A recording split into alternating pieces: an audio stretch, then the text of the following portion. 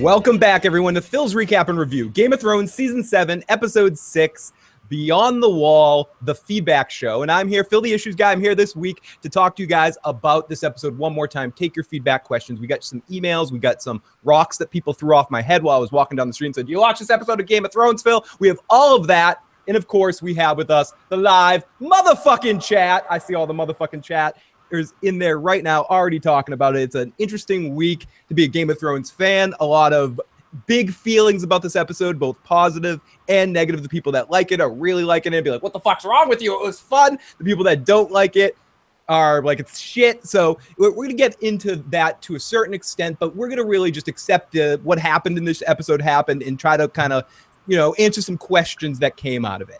But as you know, in these feedback shows, I'm not alone as well. I have with me a co-host on this to take your questions. We've had a lot of really awesome co-hosts, but this is somebody that he's been nice enough to have me into his house like a couple times, and I'm an asshole, and I'm just like, fuck you. I've never had this guy on the show before, but I'm really excited to have him. Tony Teflon from Teflon TV. How's it going, Tony? What's the deal, my people? You know it is, Don Tony Teflon, and I'm the fuck back at you. Another one of the about goddamn time, Phil. You have me on this motherfucker. People have asked for me to come up on here. It should have been done, but listen, people be busy. Shit be happening, but we here now. We here rocking on episode of controversy, and no other episode that had to dine on and talk about a controversial episode. So definitely with that, definitely what up to everybody in the chat. What up to you, Phil? Too bad we can't have Dirty Locks and the Crow chick up there with us, Katie Crow, but maybe another time we can rock with them too. Absolutely. I'm selfish though. It's because I'm selfish and I want you all to myself, Tony.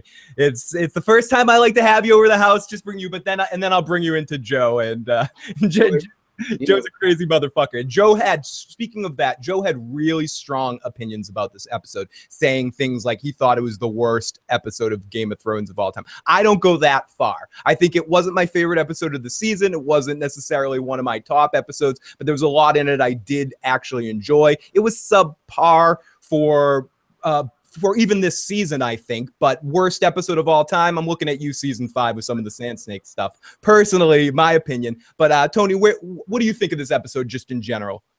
This episode is very controversial.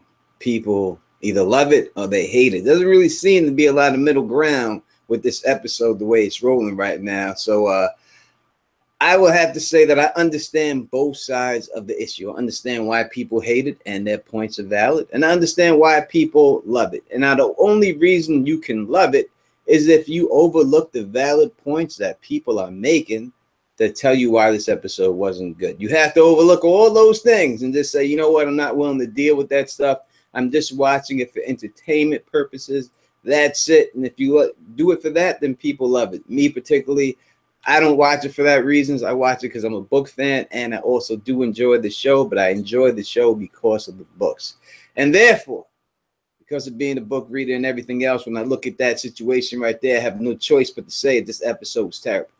Yeah, I mean you're saying very similar things to what Joe was saying in a much nicer way. Joe's like, "That fucking sucks, fucking shit." Well, I'm not drunk yet. Yeah, exactly. We're getting there. Yeah, it's gonna be a long podcast. Not me neither. I would say I'm kind of like right. I'm one of the right in the middle of it. I definitely can't ignore some of those big fucking things, but also there was enough in it for me because shiny things distract me, and sometimes I like riding on the roller coaster and just going with it. I enjoyed it more on actually a second viewing rather than the first one being critical. Kind of just shutting up and sitting back and watching it. But you're right, there's some glaring just action movie kind of trope things that are just in there. But it happened. It's out there. That's an episode. All the events that happened in that episode are leading us into this next one. So it's just that big fucking meatball hanging out in the sky. We have to just go with it, go with those events and what happened. What I want to try to do to a certain extent is is there a way we can make it better, Tony? Is there a way with shit that happens later, stuff that happens, if we find out that the Night King didn't shoot Drogon because he wanted to keep Daenerys alive for some reason. Arya and Sansa are working together, and Arya is just basically playing a game of poker with her a little bit here and there. Are there ways to make this episode better, Tony, in later episodes? Yeah, I don't know. I mean, the Arya Sansa stuff is just crazy. I understand. I always thought it was game. I have to believe it's game. Why did they do all that practicing? Why did they learn all these training? These are two chicks who learn training from people, training that they should be able to double team Peter Baelish. Arya should have got that note, went to Sansa on behind the scenes, something we didn't see, and say, look what Peter Baelish just sent me, tried to hide, tried to put this out there about you. And Sansa said, oh yeah, okay.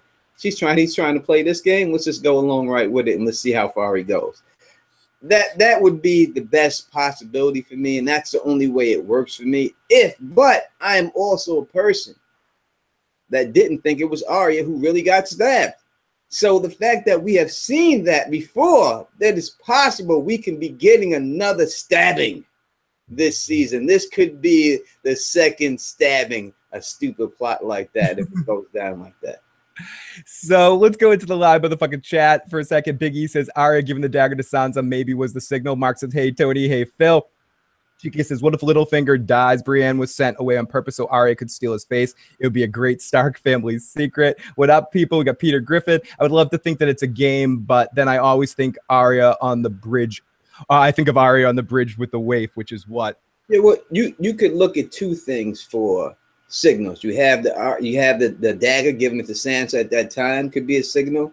And you also have Peter Baelish telling her to keep Brienne around, and she sends Brienne away. Mm-hmm.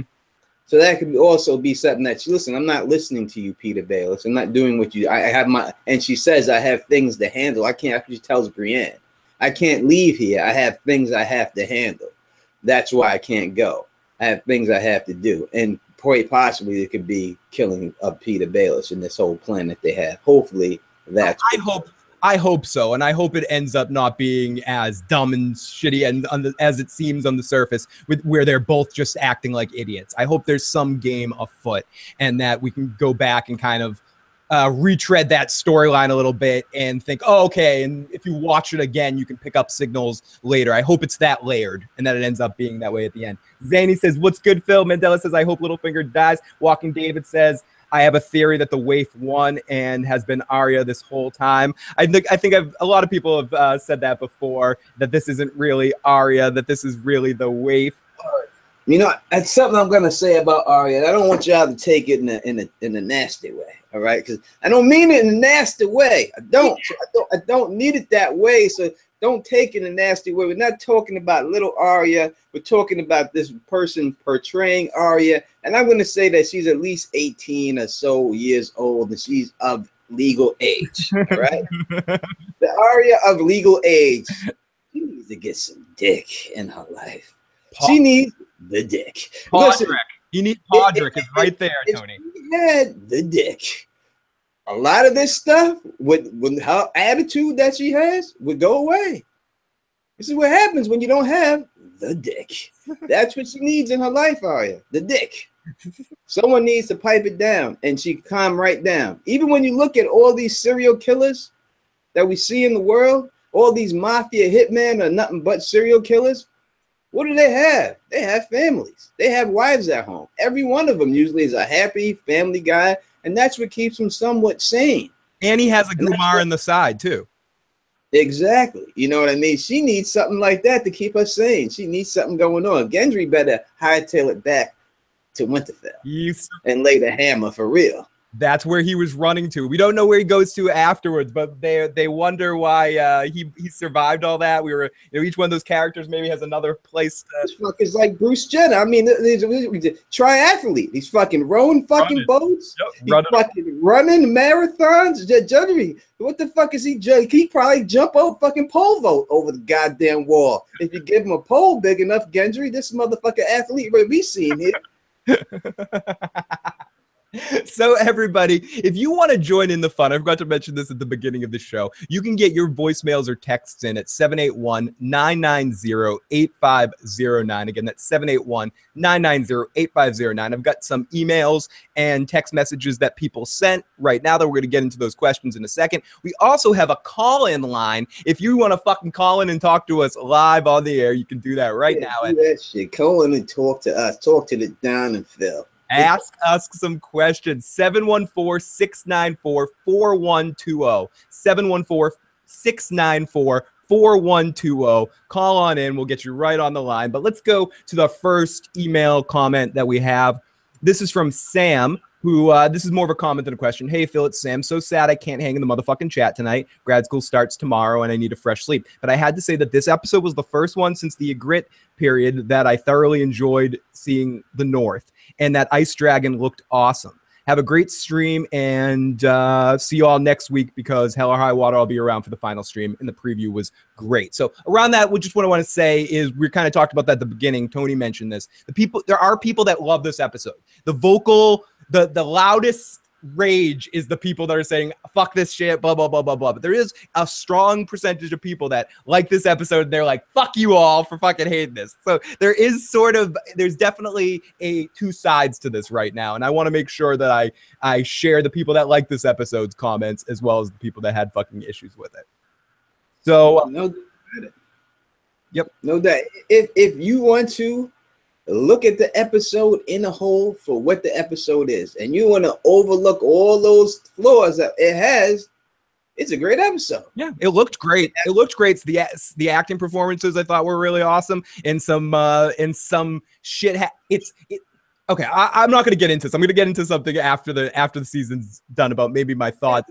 Listen, you got the cheeky banter between characters that you never thought that you see talk to each other. So when you get that, if that is what you're looking for, if that was what entertains you, the Hound one-liners back and forth, and Joe and Mormont and Thor Samir talking, if that is what you like to hear, then it was a great episode. Yep. Yeah, and it gave people what they wanted in that context. But it definitely, again, it's hard to ignore some of the bad points. So here we go. Let's get to our first caller of the night. This is area code 919. Area code 919. You're on the air. Who are you? Where you're calling from? And what's your question or comment? Oh, what's up, Phil? This is the Bloody Talker. Just eating some sandwiches, recovering from the bad times from this week. But wasn't that terrible, like you guys said. It was the best, worst episode, I think, in Game of Thrones. That's the whole I'm going to be a high school javelin thrower and take out a dragon in one thing. It drove me nuts. And if I really think Sansa and Arya are on the same side here, and I think that they're trying to set up Littlefinger, but I don't know. What do you think about that? Yeah, Tony, what do you think about that? You were talking a little bit about that earlier, but do you think there's potential here that the sisters are working together? You know, definitely. I want to say, man, eating a sandwich at 10 o'clock at the end of the day, you know, you need to get in there and eat more than the sandwich, boy. Oh, Tony, yeah, just to let you know, sandwich means smoking a little something. Oh, all right. Yeah, all right. I don't know if Phil Issue Guy talk. All right, you eat that sandwich then, goddammit. And then eat the sandwich I'm talking about after. Anyway, besides that, listen, it better be. It better be. Because I swear to fucking God, if Arya and Sansa are stupid, and that's what they would have to be, that Littlefinger's able to run game in a place we ain't never seen him before, that he can come to Winterfell, that we don't even know what contacts does he have there, that he can come there, cut a hole in the mattress, put a note in it, and have these spies in Winterfell. If that is what it is, then what the hell did we see Sansa train with him for? What the hell did we see all this faceless man training for? Walder Frey? That's what we seen it for? And I would add another one, too. What the fuck are we getting all the three-eyed raven stuff? Because if he's really going to cause a rift between his sisters that might interfere with people defending the North against the Long Night, Bran can't just sit there at his tree and let Littlefinger get away with this when he could read him from a mile away, too. He could just sit there and just go, oh, actually, Littlefinger's fucking with you two. You guys need to kill him right now. I mean, that's all he needs to say. One quick word from Bran and it's over. Like, because all Sansa really needs to hear, Sansa is an idiot, But all she really needs to hear, like you said, she had so much training. We established earlier in the season that she doesn't trust Littlefinger at all. So all she needs to do is kind of be reminded of it for a second and be like, oh yeah, you're a fucking idiot, you know, or I'm being an idiot. Littlefinger's playing a scam on us. And I agree, they better be working together. Yeah, that's the line she specifically said. Anyone who trusts Littlefinger is an idiot. So how could she fall into that? I just can't. I just have to believe that that's not what's going on. I have to believe that somehow that this is a plan between them. That's the only thing that makes sense. You know what I mean? But yes, Arya is looking very creepy. She's not looking like that little Arya that we seen in season 1. You know, and I'm gonna say this too. I know it's very unpopular for book fans to say this, but I'm gonna say it because I don't give a fuck. When it comes to writing books, and I'm somewhat of an author and stuff, the hardest thing to write about books, especially if you're doing a series, even when you look at movie theories, seasons, series, or whatever, is the ending. Yep. The ending is very hard to stick that landing. Kerry Strug, when she came up that boat and landed on one leg and got the gold medal for the women's team in gymnastics, that was amazing. That's how amazing that was, because it's hard to stick the landing. All right. So you might not like what really is going to happen in the books. This really could be what it is. They really might go for a white to try to bring it back to King's Landing. That could be the plot in the books. Everyone's saying, oh, no, George R. R. Martin would never do anything like that. All right.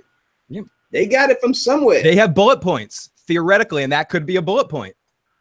You know, so that could be it. People, you might not be as pleased with what you get at the end of the bulk of the end, but the in-between stuff is going to be phenomenal. And that's basically more, I look forward to more of that when I read the books than the actual big main plot of the White Walkers. I like the little side stories and stuff in there.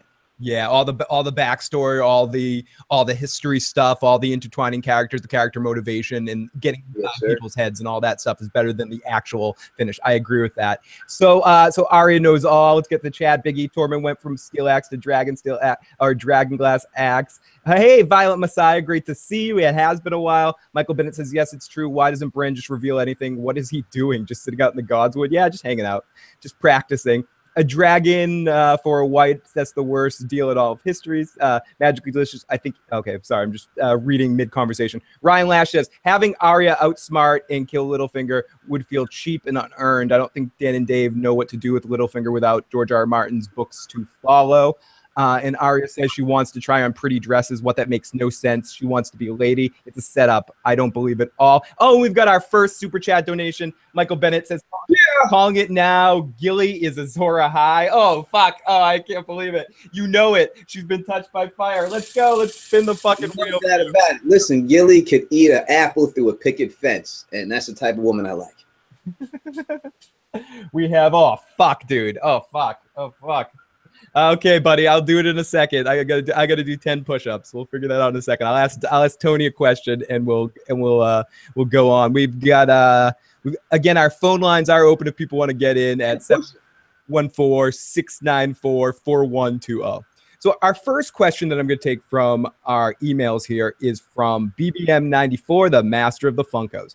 Do you think that Jon Snow will offer Longclaw to Jorah again? Jorah brought dishonor to his house, but he probably already has or will regain it in the future. Plus, Sam can give Jon his sword to battle since he isn't really a fighter. Do you think Jon will will Jorah end up eventually with Longclaw as I go and do 10 push-ups? Well, you know, you have a guy here, Tony Teflon Tv, and I predicted this a long time ago that Samuel Tarly will cure grayscale. You can check my video out on that and check the published date on that when I said it. But when I went to make that video, if you look at the books, you see that Jorah's father's last words are to Sam, and his last words is to tell his son that he wants him to join the Night's Watch and take the black. And that is what I really based it mostly on. So I knew that they had to run into each other. So I do believe that quite possibly he will get that sword back, and he will be the Lord Commander of the Night's Watch when it's all said and done. I hope so. That would be a good full circle for Jorah and in his arc right there. Someone in the live chat made a good point, and I wonder why John didn't try to offer it to Lyanna Mormont. He offered it to Jorah, but he didn't try to offer it back to her family. Oh, he's sexist. Don't say that. That people start going crazy about it. He's sexist, Jon Snow. Jon Snow, what a little bastard. He knows nothing, bastard. Long claw question. Yes, I think John will get another Valyrian steel sword and use that instead. Shannon C says, hey, Phil, hey, Tony, Jorah still has the crabs. Why the fuck does he want to give it to Jorah when Lady Mormont's sitting there? Fastest 10 push-ups ever. I did 10 fucking push-ups. Fuck you. I'm out of breath. Friend zone for life. I need Valyrian steel north of the wall. Why should you give it to anyone? Sexist Jon Snow. Someone cut you. Someone said it before. Sandy called you on that one. Paul, I've heard the chrome off the trailer hitch. Never eat an apple for a pick offense. Sexist. Record scratch. Ever since this. What's up, everyone? Hannibal O'Neill. Lady Mormont would stick that sword up Jorah's ass. Okay, so let's go to the second part of Broke's question. Why are people doing bad comparisons this season? First is a comparison between Jon and Joffrey. Now it's a comparison between Sansa and Lady Mormont. Lady Mormont is wiser than Sansa at a young age, while Sansa was easily manipulated. Does Arya not remember the night Sansa was sentenced to death? So there's a lot of questions about this. And that's why it has to be a game, Tony. That if Arya, does she really just have no concept of what Sansa went through at all? And just doesn't give a shit. I mean, I don't want to defend Sansa. Sansa chose the Lannisters over her family and started this series of events to put herself through this fucked up situation. But ultimately, I don't know. Like when Arya's giving her shit about not trying to save Ned or anything like that, that's when she loses me a little bit. Yeah, you know, as I said before, there's no way if it's not game, it's dumb. So there's no other way it could be anything else but that. I just really believe that 100% it has to be a ruse. It just doesn't work if it's not. Peter Baelish has to fall this season. I don't see any other reason for him to be around. I don't think that he's going to die like this specifically in the books, but I think that they're going to have to do something else with Arya, because as we see in the books, we have Jack and Hagar and the Faceless Men have their own plot that's going on. So looks like they're not doing that plot. So they need Arya to do something. So I can't see her doing anything else and any other reason for her to do it. So if it's not going to go down like that, there's no other reason for it to be written this way. And what other end could they get from this that we're not thinking of? Because if it ends in Peter Baelish's way, then that means that Sansa is going to have to kill Arya off. And I can't see Sansa killing off Arya. I can't see it happening. No matter what, there's no way I could see them, the show writers, getting rid of Maisie Williams. This is a team who's kept around Bronn. You know what I mean? Because they know he's a fan favorite. They killed off a lot of people, and that's also another thing when you deal with a show, and you have such strong actors like Sean Bean and Charles Dance. And you have a show like this that kills off those actors. You have to say, can these other actors pick up the slack of those great actors to keep the show going? Mm-hmm. So I think that as we can see right now, the show is going, but I think there's a little problem with it without the gravitas of those people in it. So let's go to the phone lines and take another call. This is from our good buddy, the Walking David. Welcome, buddy. How's it going? David? You on? Gonna put David back on hold. I'll go back to the voice. That's the voice, man, right? That was the Invisible Man. The Invisible Man he was talking to us. We couldn't hear. But we'll go back to your call in a second, David. So let's read the last two of Broke's questions. It's very hard to tell if Arya is trolling us, if she knows what Littlefinger's planning. However, do you think Sansa's piecing things together during her first conversation with Arya this episode? She says, "How'd you find out about the letter?" Then the previous on Game of Thrones, it reminds us that Littlefinger was in the room when Cersei wanted her to write the letter. Then later on, Littlefinger tells Sansa of an option to kill Arya using Brienne, so she sends herself. Yeah, I mean, we basically all said this, Broke. I definitely think you're onto something there. And last question from Broke. In the Hardhome episode, Jon kills a White Walker, but no Whites follow its death. Jon kills a White Walker this episode. The Whites follow its death except one. Why didn't Jon think it was a trap? Like in Star Wars, it's a trap. Do you think, and this is one of those things about making this episode better, was this all ultimately just a plot a ploy by the Night King, who can kind of, is a green seer maybe or something like that, has some sort of way of predicting this and knew what was going to happen and did this to get a dragon. Yeah, I just think that there's certain things you can't do because they'll give shit away. You know what I mean? You can't give Jon Snow Dawn or put it around him right now or give shit away. You can't have it dealing with the Arya Sansa situation. You can't have them doing what they're doing and then show Peter Baelish watching them do it, or it'll give the whole thing away. Mm-hmm.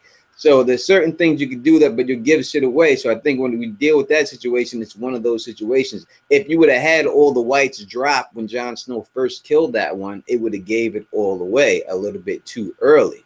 But it's obviously what it is. You know what I mean? You see what it is.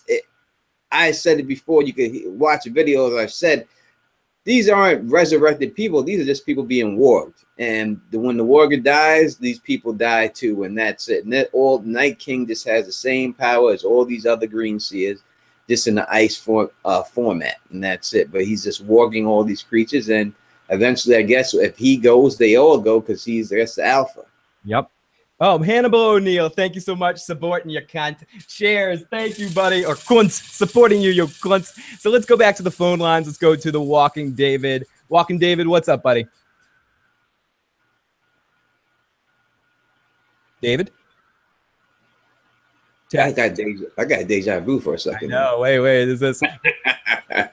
Let's keep. I'm gonna keep David on and go to the next question and see if he comes back on in a second. Oh, he got Joe Drink. So that means you're the Joe tonight, Tony. So that means you drink.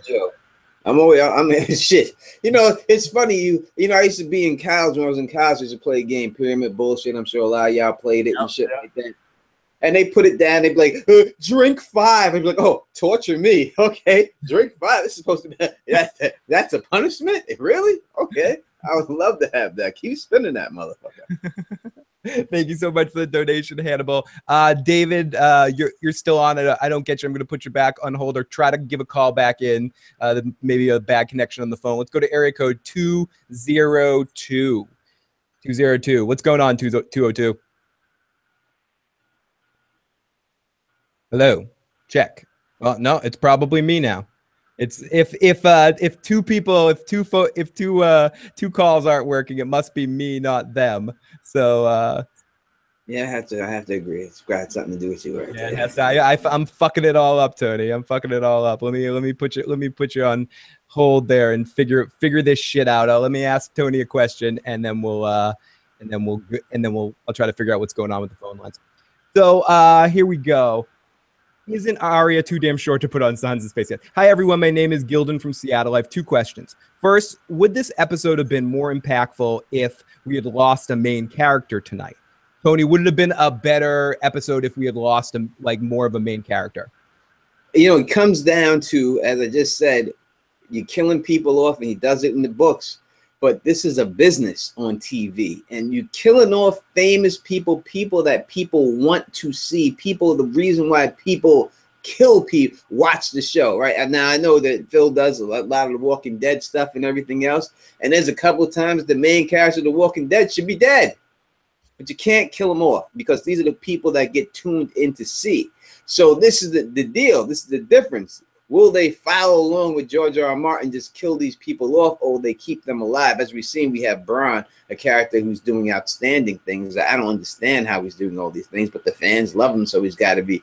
Or he's got a video of Dan and Dave doing something that keeps him on this stuff. Something, I don't know, but something's going on there with Bronn. So, yes, they should have killed more people. When you have a mission, a suicide mission like this, half the people have to die. You have to kill. You can't bring in secondary characters that everyone knows are going to die. That doesn't affect anybody. Yes, we know why you're bringing them. We know why there's hoods on their head, because they don't matter. You have to get rid of somebody. And I think that no doubt the Tormund should have died. They set it up for him to die. But then you say, if he dies, who are we going to look at the wildlings? Who is the established contact to back up Tormund from the wildlings? And that's the reason why he can't die. But some of these guys, they should have got rid of these people. They should have killed people off. there's no way to kill Gendry off because he has to do a run back. So they had no choice to kill him off. So who are we left with? Beric. Beric has to do something else. They kept him alive for a reason. So he's there for a reason. He's not dead yet. The Hound, there's no way to killing the Hound. Is the Hound the next Hellboy? I think so. I think he is, Roy. I think he's playing Hellboy. Is he really? I haven't heard that. That would be. I didn't know that. I mean, that bothers me a little, just because Ron Perlman was so fucking good in that role. But I could see him doing a good job in that role as well. I do believe. I think he is the next Hellboy. I do. I think he's playing Hellboy. But you know, you can't. There's no one else to kill off. You're not going to kill off Jorah. You just brought him back from Dany. He did that. There's no way to kill him off. So when you look at the situation, it's obvious why they didn't kill the people off. But yes, they should have killed off at least half of them. Everyone in the live chat is agreeing with you. We have King McKay, who was with us last week on the live stream, did an awesome job in his very first live stream. Lots of love to King McKay in the live motherfucking chat right now. Hey, chat, how about you, motherfuckers? You guys are fucking awesome. Thank you so much, damn red shirts. But I definitely agree with that. And I think let's see if the phone lines are quick or fixed. Be prepared for another little silence thing, but let me see if I fix them. And if they aren't working, we'll just go to people leaving voicemails. So let's go to area code 479. Are you on the air by chance, 479? 479, hello. Oh, I'm sorry, everybody. I'm sorry that the phone lines are fucked in the butt. So if people want to call in right now, please call in at 781-990-8509. Again, that's 781-990-8509 and leave a voicemail for us instead. Sorry. I wish we could have talked to people live, but that's what happens. Technical difficulties. Technical difficulties fucking happen. Sorry about that, guys. So we'll go to the voicemails in a second. The second part of the question was, it would be fine if Jon and Dany would end up together, regardless if they knew they're related. Okay, where do you stand on that as we're leading in? As I think most people that are watching the show right now think that the signs are obviously pointing to Jon and Dany eventually having some sex here and copulating their relationship. Do you think Jon will be boning Dany anytime soon, and how do you feel about that? I mean, there was no way around it. When you look at from the first book was written that this is what was going to happen. I know people like to say George R. R. Martin's not cliche, but you have to build a story. You have to build a book a certain way. So there's no way around it that is going. And, you know, further proof that you can have is Dan and Dave themselves, because though they have a lot of money, they are pretty petty. All right. So they specifically said that they made the character Jon Snow have a small dick because Kit Harington was getting too much props, right? So that means he's hitting the hottest chick in the show, right? Because he's getting too much props. He has everything. They got mad about it, that he had it all. They said that specifically. That's why they made that character have a small dick. You know, and that's why they had Tormund point that shit out. That's what they did. They, you know, fucking with their boy, Kit Harington's their boy. They fucking with him on TV, playing practical jokes. That's like a tea bag on TV. You can't teabag me. Don't do it. I warn you. I tell you, I kill you. But you know, that's what they did to him. You know, they fucking with their boy. You know, that's the way it is. So that's the way I see that whole situation. So yes, Walking David, please leave us a voicemail. Here's a voicemail from Antoine Thomas. Let's listen to this. Hello, Phil. This is Antoine. I have to agree with Tony Teflon when he says something about too many people getting killed. Like I said, he should go back to the books, and I agree with him. And to see all these people killed and everything, I have to say, Tony, good for you. You told him off. That's why I like you, part. That's what it is, man. The good. You know, I like the man. He's got a good name. You know what I mean? And I have to agree with him on that, because he agreed with me, and not just because he agreed with me, but it shows that the man is very smart. You know what I mean? Yeah, sounds no, like exactly. Queen sounds like he's a member of Onyx, from my favorite rap group of all time. Sounds like he's one of them cats. So big up to you, homeboy. That's what it is, man. And let's go to, this is a text from Antoine. Tony Teflon, will Daenerys and Jon overthrow Cersei at the end of this season? Holy shit! If that's what happens, this is like a Super Mario Brothers game, right? I mean, really, right? I mean, if Cersei Bowser. yes, she's definitely Bowser. That's what it would be, right? John's Mario. We got Princess Peach Targaryen there. We got Listen, I can't see it going down. That's a little too much. I can't see it going down like that. I hope it doesn't. If it can go down anyway, like I can predict the way for it to go down the way I would want it to go down, and the way I want it to go down is not the way I want him to write it. I want him to write it his way, and I'll accept whatever ending he gives me. But I would like Cersei to still end up on the Iron Throne. Let Jon Snow be forced to marry her. That would be more realistic, that the bad guys still win and good guys still win. It's an even trade off like that. You have Dany and Jon. You know how many people would be pissed off if Jon Snow married Cersei and they see Jon Snow with Cersei on the Iron Throne and she was pregnant at the end of the series? People would lose their fucking mind, but they talk about it for the rest of their lives. People would talk about that more than the Sopranos ending. Don't stop believing. Do you think Benjen is really working for the Night King? Says area code 2215. I don't think Benjen's really working for the Night King. No. I think in the books it's a different situation, but in the show, because obviously we see Cole Hand is not Benjen in the books. We've seen when George R. Martin, specifically publisher, asked her the question, George R. Martin shot that right down. So it's different in the book. So in the show now. Broke says, fuck, I will be fucking upset. I want to bag Cersei, says Broke Black Man. Why won't you just die? Why won't you just die, Jon Snow? Stay away from my Cersei. You can't be talking about bagging no one when your first name is Broke. You can't do it. I mean, you can't go from Broke. I'm a bag you, shorty. What's your name? Broke Black Man. How's that gonna work? How does that work? I can't see it going down like that. You know what I mean? I mean, if a chick came to me and I said, shorty, what's your name? And she was like, Bad Pussy Betty. Fuck you, Bad Pussy Patty, or whoever your name is. I can't fuck with you. This would work. Broke says Cersei's broke too, so he has a way in there. And Felicia, welcome. Vala Morgones, welcome. Antoine, Sandy Stark. Oh no, you're fucking amazing in the live chat. It's fucking a pleasure to get to talk to you guys tonight, and it's awesome to have Tony finally on and have a couple of drinks with Tony and talk to you awesome fucking people about this episode. We got a couple more voicemails to play, a couple more texts, and some more messages. So let's get to this stuff. Let's go to Leslie from Chicago.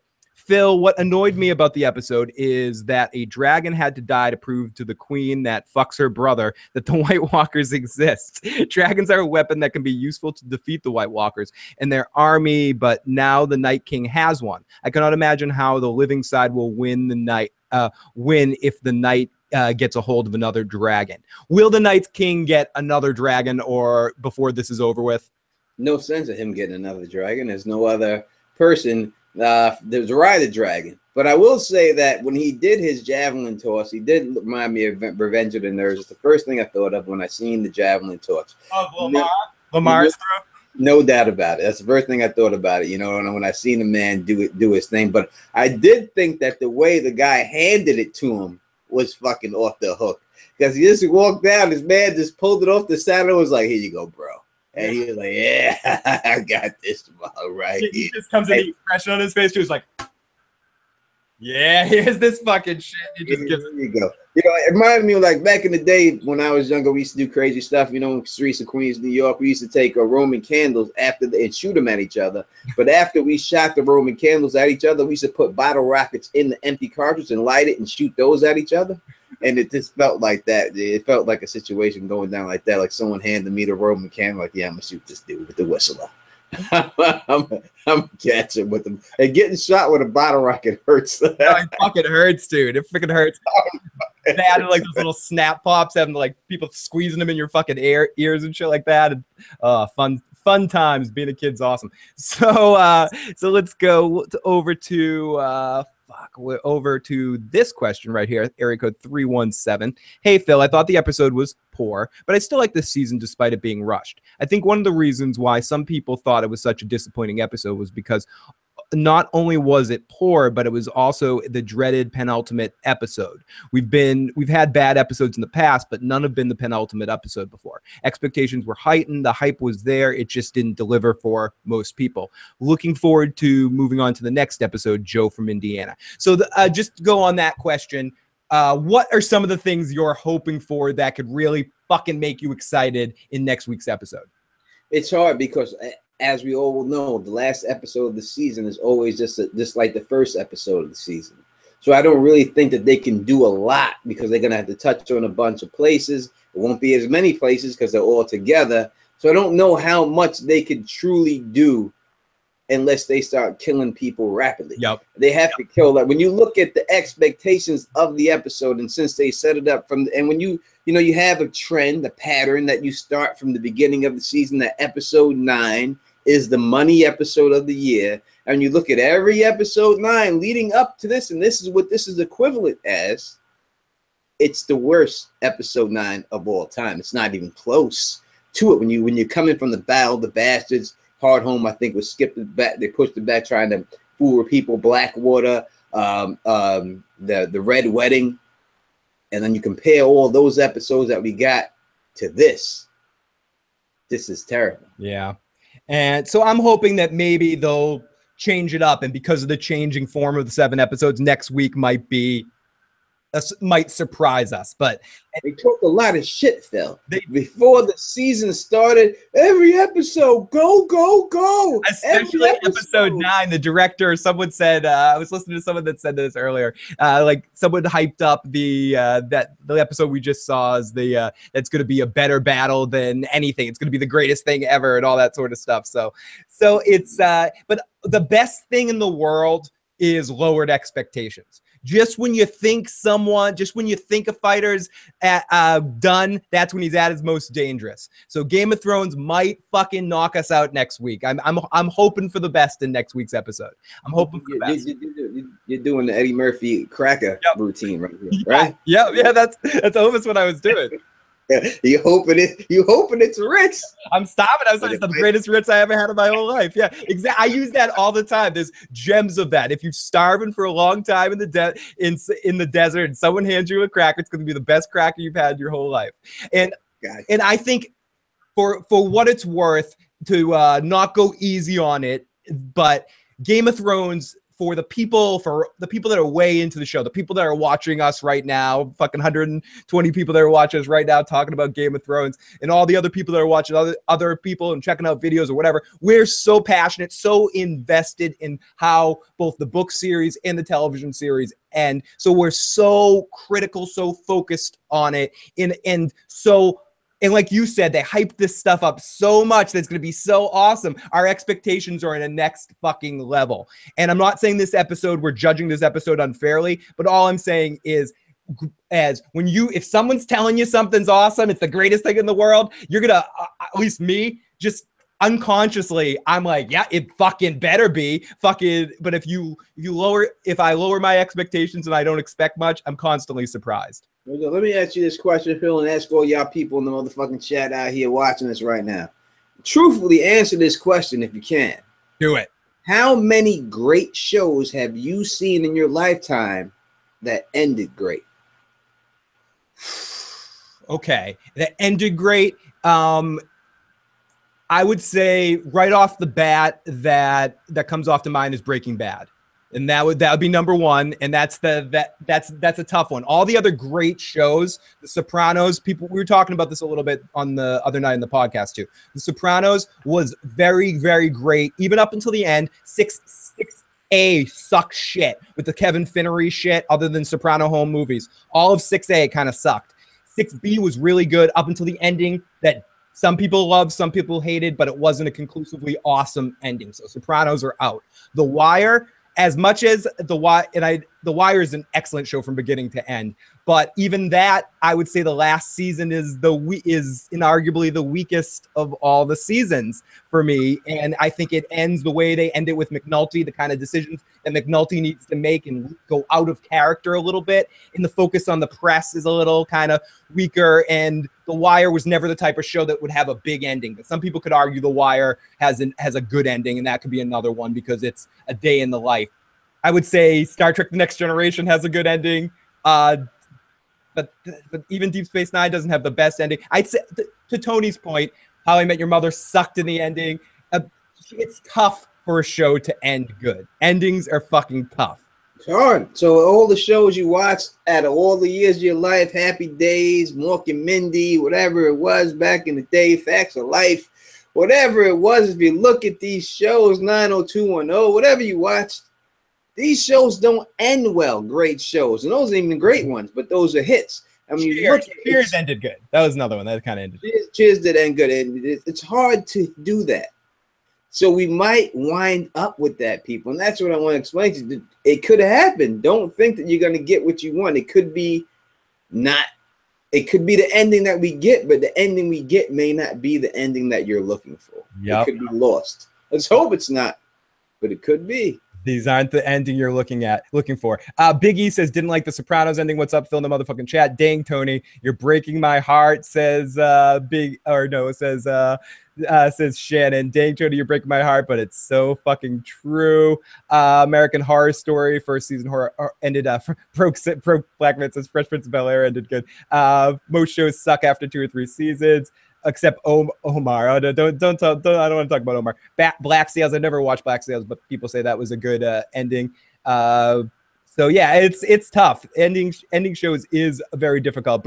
That's what makes Breaking Bad so awesome. Some people could even argue that the ending of Breaking Bad gets a little pulpy and cheesy at the ending, but I fucking love it. I think it hits home and does what it needs to do at the end there and escalate to what Vince Gilligan set out to do, which was turn Mr. Chibbs into Scarface. He needed to escalate it and keep escalating it to the point where Walter went where he was. The Sopranos is an interesting case that if the actress that played Livia didn't die, that possibly could have been a great ending if they ended with the original ending, which I think was Tony going to kill his mother or something like that, which was how David Chase initially imagined a big end point because she was the true nemesis of Tony. It was never any other mafia person. So when they brought in Phil Lisato later in the series, it was a little it seemed like a different kind of show. But anyways, no, sorry, wrong show, Tony. The Sopranos was a great show. I love The Sopranos. The problem, the ending was terrible.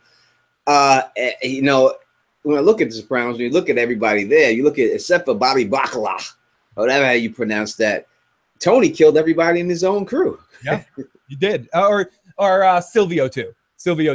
Yeah, but besides that, he's the one. He was the most dangerous person to his own crew, especially by the end, and that's what ended up happening in season 6 when he just became a different kind of person altogether. And it was part of David Chase as a creator creating a character that was an iconic television character that people would love and have. We love Tony Soprano, and they were like, "Fuck, they love Tony Soprano." I want to show you how sick of a fuck Tony Soprano really can be. Okay, so getting back to Game of Thrones here, because and I'll have Tony on later on a Sopranos discussion because we definitely could do this. And let's listen to this call from David, and then we're going to take Jay's call. So let's listen to The Walking David. Yo, Phil, it's The Walking David. Hey, I just wanted to say that you and this Tones guy, it's a good combo. I fucking like that combo. Hey, I'll take a number 1. You guys are fucking number 1. You get it? Because you're a combo. Anyways, like I was fucking saying, and all of my shit, is that I swear to God, if they do another fucking Grey Worm and Missandei bullshit scene, the next thing that better happen after that is Grey Worm gets a spear right in the nub, all right? Because I'm fucking tired of this. That or Missandei loses the tits. I know nobody wants those nice tits gone, but they gotta go. Okay, he's got a nub. She can't have any tits. It's just not fair. Also, no more of this bullshit scene. Hey, you know what? He got cut off here, but fucking that was Joe. Grey Worm Missandei, if I was in his situation, I'd stick my belly button in her. It wouldn't matter what I do, whatever. My nose, my earlobe, whatever. any way she likes. Do whatever I can do. I'm like, take this ear and shove it. Whatever you gotta do, you got to do. You know what I mean? Whatever to get there. And let's listen to Jay's voicemail right now. Okay, first of all, I disagree with Tony Teflon. I don't think that any one of them should have died. Teflon has to still give a brain, and all those people still have story arcs to keep going with, and that's why they shouldn't die. And I don't want this story to be like it was in the beginning, where we still are killing major characters. We use that formula. Jon Snow and Tyrion and Dany would die, and Arya would die, and then I would just not care about the show anymore. So I'm glad we're out of that formula, and we're in the last 2 seasons, so we no longer have all the characters can die. Also, it makes it more intriguing now, because when the show started, the fact that every character could die was the intriguing part. Now everybody knows that, so the fact that you actually had miraculous saves becomes more intriguing, because that becomes the unexpected at this point. So is it like the double and triple agent thing, Tony? Do you have a response to Jay's call there? I think he's right on the money with this call right here. You know, it's to that point right now where you can't kill. The number one thing when you watch Game of Thrones season 1 and you seen Sean Bean die, or you read the books and you seen Ned Stark die, you said anyone can go at any time. And that still is possible in the books. But when dealing with a TV show, can't do that no more. There's no way to do it. If you look at any major TV show, anyone on television, you can't kill off your stars like that and continue to survive in this game. It's no way it can be done. Like, I know Phil, he does the Walking Dead. I know Joe is mad about it. What season did Joe jump the Stark for Joe? I think it started, or I think for both of us, we started to go down the dark path with the Glenn thing was a big point, because then it started to become obvious with Tyrese, the way Tyrese got killed because he was looking at pictures and decided to be stupid for a second. There just kept being point after point that if a main character is going to die, it's because they have to act stupid for a reason. And if not, then it's the main character's superpowers that can get them through. And I would agree with you. And there's some shows that even wanted to do things like that, like a show like Heroes, for instance. One really great season, then a lot of shit that came after. The original thought was, oh, we're going to do one season of one set of characters, one season of another set of characters, one season of another set of characters. But they couldn't do that. You keep bringing back the same characters over and over again. You reboot a show, you just keep bringing back characters, because television is a star-driven medium when it comes down to it, and there's very few shows that aren't necessarily dependent on the actors playing the format, and you can't get away with it. Like a show like 24, not the best show in the world, but works with Kiefer Sutherland because it's Kiefer Sutherland. When you try the same format with other people, it's not going to work. I don't care how good of an actor the person is or how good a person it is. It's just not going to work, because certain formats work because of the actor or the performer doing it. No doubt about it. If you take a show, any show, take Cheers, for example. All right, first season, they kill off Norm. I mean, you can get over that. You can get over they kill off Cliff the next season. But when you start getting into these other characters, Sam, Diane, Rebecca, are you going to keep watching if they're going? They got really lucky in the sense that that Woody Harrelson was as funny as he was, because Coach was so much of an important part, but then they just lucked the fuck out with Woody Harrelson coming off Wildcats or wherever. He just happened to pass away, Coach. They didn't have no plans to get rid of him. No, because he would have been and they needed somebody else that could play that kind of character, and he just filled in absolutely. Listen, he did what I really thought that was the way he was in real life until I seen him in like a Natural Born Killers. That's really when I started looking at Woody Harrelson in a different light. If I would have ran into him in the street, I would have thought he was Woody. Yeah, up until that point, he was like, he's like in Wildcats or something like that, and a couple of other things. And he just always was playing the same kind of whatever character. And then he bust out in like People versus Larry Flint and in Natural Born Killers, and just was like, holy shit, Woody Harrelson's a fucking kick-ass actor.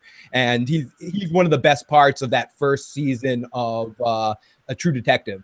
With him and without doubt, that's the only thing that really worked when you look at that is the first season of True Detective. So it was just too much. They had too much expectations, I think, to go on. Yeah. With the way they wanted to do it is a good concept, but I just don't think it was doable for them. So let's take another voicemail here. Hey, Phil. Name's Trey. I'm wondering about the Night King, and I'm wondering maybe he cares about the other whites, and that's the reason why he killed Drogon's brother instead of Drogon. Do you think that's a possibility at all, or do you think that the Night King is just this bad guy that just wants to kill? It seems to me like the reason why he would kill dragon other than Drogon would be because he was pissed off that the one that he killed was the one that was actually, taking out the most whites. You think that was more of a tactical decision, or do you think that? Do you think there was any tactical reason or any specific reason why he took out that dragon? No, I mean, this is another reason why people hate the episode or say bad things about it, because you have Drogon right in front of you, but yet you want to throw it at the dragon that's flying by and shooting. Now, if that's the case, and that's what they wanted, the show writers want to say to justify the action, what this caller just said, then I can understand it. But that isn't the way it was written. There's no way they wrote it that way. Impossible. Not the way it went down, and that's just a plot hole that the show is just allowing to happen, that it didn't have to allow to happen. But I guess at that particular time they wanted to show these guys jump on the dragon's back and almost fall off the dragon, and never-ending story. This is what happens. You know what I mean? When you see situations like this, when these shows, they all basically turn to the same things that people want to see. The majority of people want to see, and the majority of people that watch the show aren't book readers. Now, do you think in the show, will the Night King have any other motivation? Will we find out any other motivation from him other than I want to kill everybody? Will he have another agenda on the show? Only if he's got another identity that we're not seeing. And that's the only way. If it's not, then no, not at all. But if it is, because when we see the clip of the Children of the Forest turning this guy into what is perceivably the Night's King, we don't know that that's the Night's King, because they don't show anything that makes him a knight. They only show the eyeball turn. It could just be a White Walker. So only way it works is if it's a different identity for the Night's King. Excellent. Oh, we got a very, very important question from the live chat for you. Antoine Thomas asks, Phil, ask Tony Teflon, would he be with Marjorie Tyrell? Could he handle a night with Natalie Dormer? Could you, Tony? I just sorry for the underhanded lob balls with his ball. Are you crazy? Could she handle a night with me would be the more of the issue. I don't think that she would. I don't think she could take 3 strokes. I'd break that little chick in half. It wouldn't even happen. Now, I mean, that's the way I see it. But no, I would reckon yes, I could handle a night with her. I'm black. I like big booties. I dealt with a lot bigger chicks than that little girl. I throw her up in the air and catch her. So let's go to a message that we have from Patrick. Patrick Hannibal. Let's listen to Hannibal. Hey man, what's up? It's Hannibal. I was just thinking one quick thing, right? Cersei's pregnant. I want to see how much fucking wine she drinks. She's gonna drink like a fucking Irishman through this pregnancy. She's gonna have a fucking Amazonian fucking chameleon kid coming out of her fucking system at the end of this shit. So if she's pregnant, I don't believe her, but that's what I gotta say, dude. Where does that come from? The pregnancy thing? Do you believe that she's really pregnant? Cersei Lannister. I mean, I would think that why bring it up if she's not? Why would they even say it? They said it for a reason, and I don't think it's going to end well for it because they said it. You got to look at the situation. They're saying stuff to devastate people, to set you up for something else, to pull the it's the bait and switch, the used car salesman tactic. And that's the bottom line. If they're bringing it up, they're bringing it up for a reason. We already heard Danny say she can't have babies. These are her babies and all this, and these dragons are her babies. It's the same parallel it's going to be with Cersei Lannister. This is the same situation that's going to go down with her. And that's the way I think the show is running. So we got another shorter message from Patrick. Let's play that too and see what he has to say here. That was so hot. I have no idea what the fuck I was gonna say. So here you go, Phil. Dude, I don't know how many times, I'm sure it's happened to Tony too, where you're about to talk on one of these live streams and you're like, fuck was that? And then you're just like deer in the headlights mode. You're like, yeah, I know totally what I'm saying. So it happens, dude. I totally fucking relate. No doubt about it. You know, it goes down like that sometimes. Sometimes you freeze up. Sometimes you drink too much and you can't perform that night. But he came right back the next day on another call right afterwards and totally delivered on our last call. So you fucking made up for the next time. So we got another call from David. Listen to David responding to, I think, you mentioning The Walking Dead. His name is The Walking David after all. Let's do this. Tony, it's The Walking David. I don't know if you guys have noticed this, but Hot Pie has barely been in this season. What if he's the key to all of this? What if it is fucking Hot Pie, you guys? Nobody else care about this. It might be Hot Pie. He looks just like a young Robert Baratheon in the show. He's got black hair. He does. And he clearly shows allegiance to the Starks when he makes those stupid fucking pastries for Arya. Stupid. And why pastries. didn't he make that pastry for Arya this time around? Huh? Why? Is that symbolism? Does that mean something? It means what everything. About that? Get back to me. I'll be here waiting. David, I think it means everything. Tony, what does it all fucking mean? I think that Hot Pie, I like this Walking David dude. I like the impressions he does. I see him on your show and watch his own stuff when he does it and stuff like that. In case you didn't know, yes, the Don does follow you and watch you. Listen, I would think that Hot Pie is a deliverance situation. That's the only place he can go. There's no other place for Hot Pie to go but the squeal. You sure got a pretty mouth, Tony. You sure got a pretty mouth. It's the only way Hot Pie can go. If he go off into the woods, he better watch himself out there. He better watch himself. That's the only way I can see going down for Hot Pie. Oh, it's happening. It's fucking happening. It's going down. Oh, sorry. I was late on this. Where is it? I actually have a band, or I thought I had a banjo sound effect, but I think I took it. I think, oh no, here it is. There it is, Tony. I was late on it.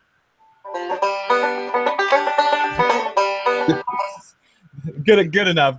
Yeah, the pie that was promised, everybody. You got to work for the gravy, right?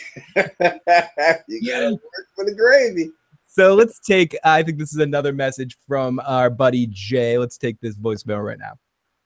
Okay. And I also wanted to say that I don't like that Viserion died. That was Tyrion's dragon. It was bullshit that they killed that one. If I had written the show, I would have made it so that for no reason at all, Missandei went with Daenerys.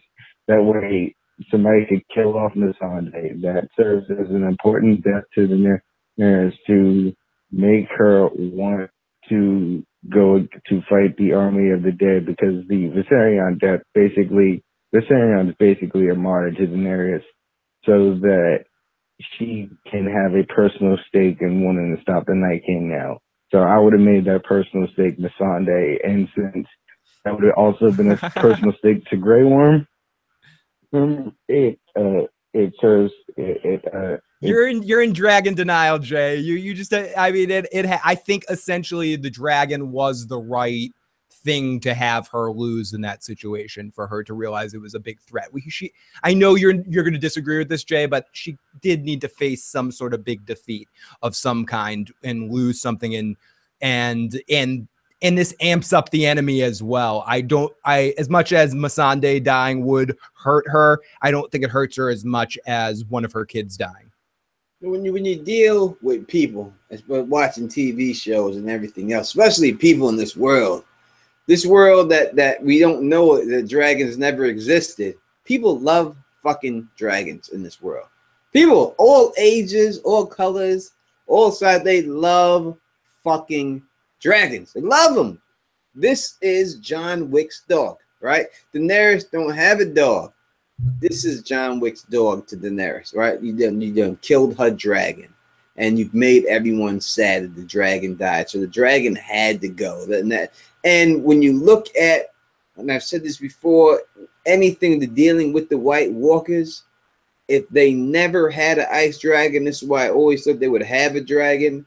They're not a threat.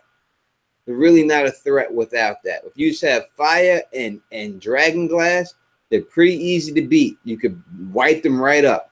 They had to have something, the equalizer, and that has to be another dragon. And they need to establish that they can take down one of the Daenerys's dragons. In concept, I understand why you need to have a situation like this. Whether in execution, I thought it was properly done, and I thought it was maybe, oh, how can we make this done a little bit too like on a chart, like planning out the season-y kind of things of like, we need to get here, so we need to do this to get to here instead of making it a natural kind of thing. But I think essentially the event needed to happen to have Daenerys lose a dragon, to have her face that kind of loss, and us, the audience, to face that kind of loss. The people that were into this, the people that felt this scene, really were emotionally affected. I had a couple people emailing me or sending me messages like, yeah, fuck you for should have got it. I was fucking emotional during that part because I said something like, oh, fuck, who was I just didn't feel emotion that I wanted to feel in that part. But I think the reason, the thing we were supposed to feel in this dreaded episode 9 was the loss of the dragon. The holy shit, this dragon that we followed since the end of season 1 essentially has died. It was dramatic when it fell into the river. It was dramatic. It was really, I think it would have been more dramatic if they would have emphasized the colors of the dragon throughout the seasons. And tell who the fuck the dragon was when it went down in the water. Tony, and in past seasons, if we had got to know the dragons better. And that could have been fixed with more scenes with Tyrion and the dragons in season 6. With him actually spending time, so we learn that the other two dragons have individual personalities, that we learn that Viserion's the nice one, that the sweetest one, that we actually establish that on the show, that's that dragon's personality. Or I think in the books at some point she like calls the Viserion lazy or some shit like that, or like because he doesn't like to hunt with the other two or something. Like each of the dragons has a personality, and I feel like that was lost, and it could have been established with people said that Tyrion didn't have enough to do in season 6. I said this a couple times. That's how you give him more to do in season 6. You have him using his dragon knowledge to communicate with the other two dragons and just develop an intellectual relationship with them rather than anything else, specifically maybe focused on Viserion, so that when you lose him this season, it means, and this is just selfishly for me, it means more because we know him more as a character. And I feel like right now, as you said, if you didn't know or people didn't say it, it would be hard to figure out which of the two other ones it was. We just knew it wasn't Drogon. Exactly. And a lot of people think that that's Tyrion's dragon because in the books, we see the piece with Tyrion with the white side-ass dragon piece, and it has blood in it. It looks like it's got blood in the grooves of it. And that's why people think, oh, it's got blood. Tyrion's got the blood, white side-ass dragon. Tyrion's got the blood of the dragon. He's going to be riding the dragon.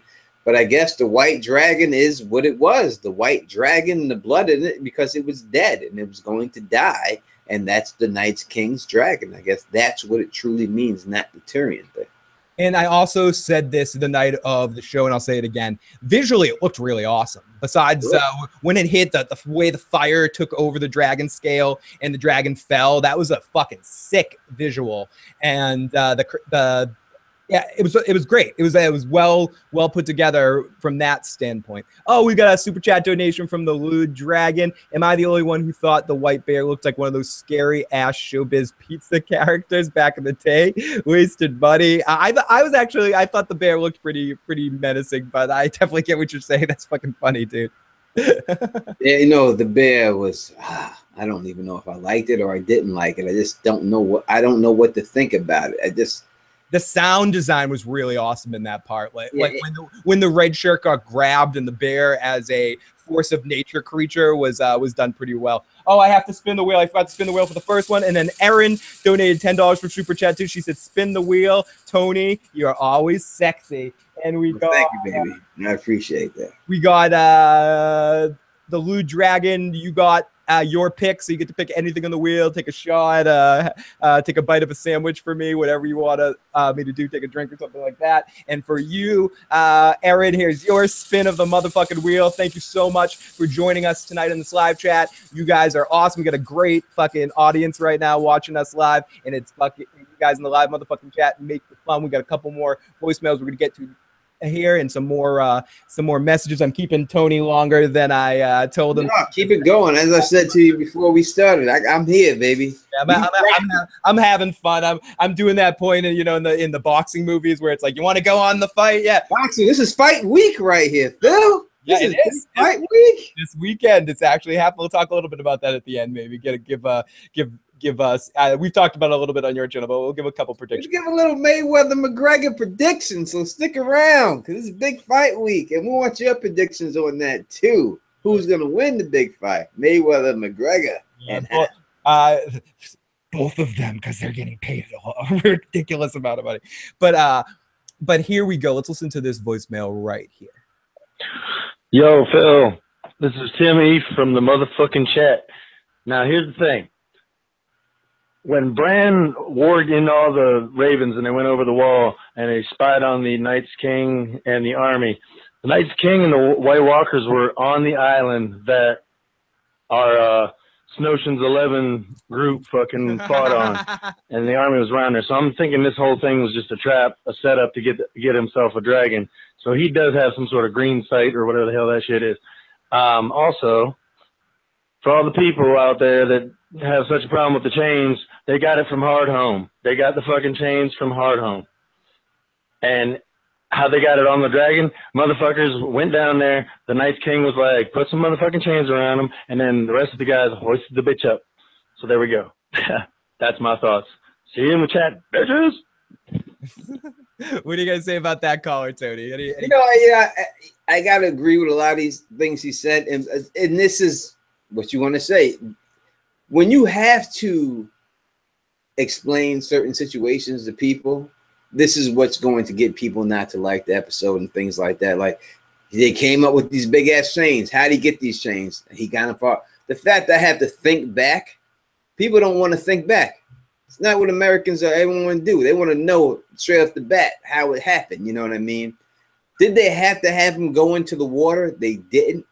So but I think they had to do the Battle of Ice, and this is basically, we're going to see this same type situation with Stannis Baratheon in the Winterfell Battle of the Bastards with the Battle of Ice type situation. We'll see that, and they definitely took that from that. So I think they wanted to use that for dramatic effect, and they said, how are we going to get him out? We're going to put some chains in there and have him pull him out. But they should have known they're dealing with these book fucking fans who are crazy, and they want to know every detail. They got mad at George R. R. Martin for changing the eye color of a horse. And he wrote the books, and he said, oh, fuck it, I fucked up. So if that's what they're going to do to him, what do you think they're going to do to someone adapting his shit? They're going to go right ape shit on it, and that's just the bottom line. But nah, what he's saying is what it is. Like I said, if you're willing to overlook shit or figure shit out or why it should be like that, then it was an enjoyable episode. But it was no doubt a setup by the Night's King. He definitely has green seer ability. We see when Bran wargs other stuff, that when a Night's King looks at him, birds and shit, he comes right out of it. So obviously there's something going on there, but it all is green seer ability. It aren't all these different powers and all these different religions. They have different religions that are praying to different things, but they're all praying to the same thing, and that is the blood magic stuff that's going on with the children of the forest. So to go in the motherfucking chat for a second, Peter Griffin says the whites need a pay raise, at least $15 an hour. They'll have a union to draw or have a giant pull out Viserion. That's some tough work. The Night King should walk to the lake and raise his arm, and the dragon rose from the lake. That should have happened, kind of like Yoda or something like that. They've got the chains from the Heart Home Depot, says Valerie. Hashtag Gendry Gump, yes, because he was running. Uncle Benjamin. We got Game of Thrones theories with Marie in the live chat. I want it to be plausible. I don't think I'm expecting too much. People ignore things to just bitch about. That's why says gun fu. Biog says, why didn't he just raise the dragon from underwater by raising his hands? Tom says, I see you, Phil. Yeah, Tom, you know, eating a sandwich right now.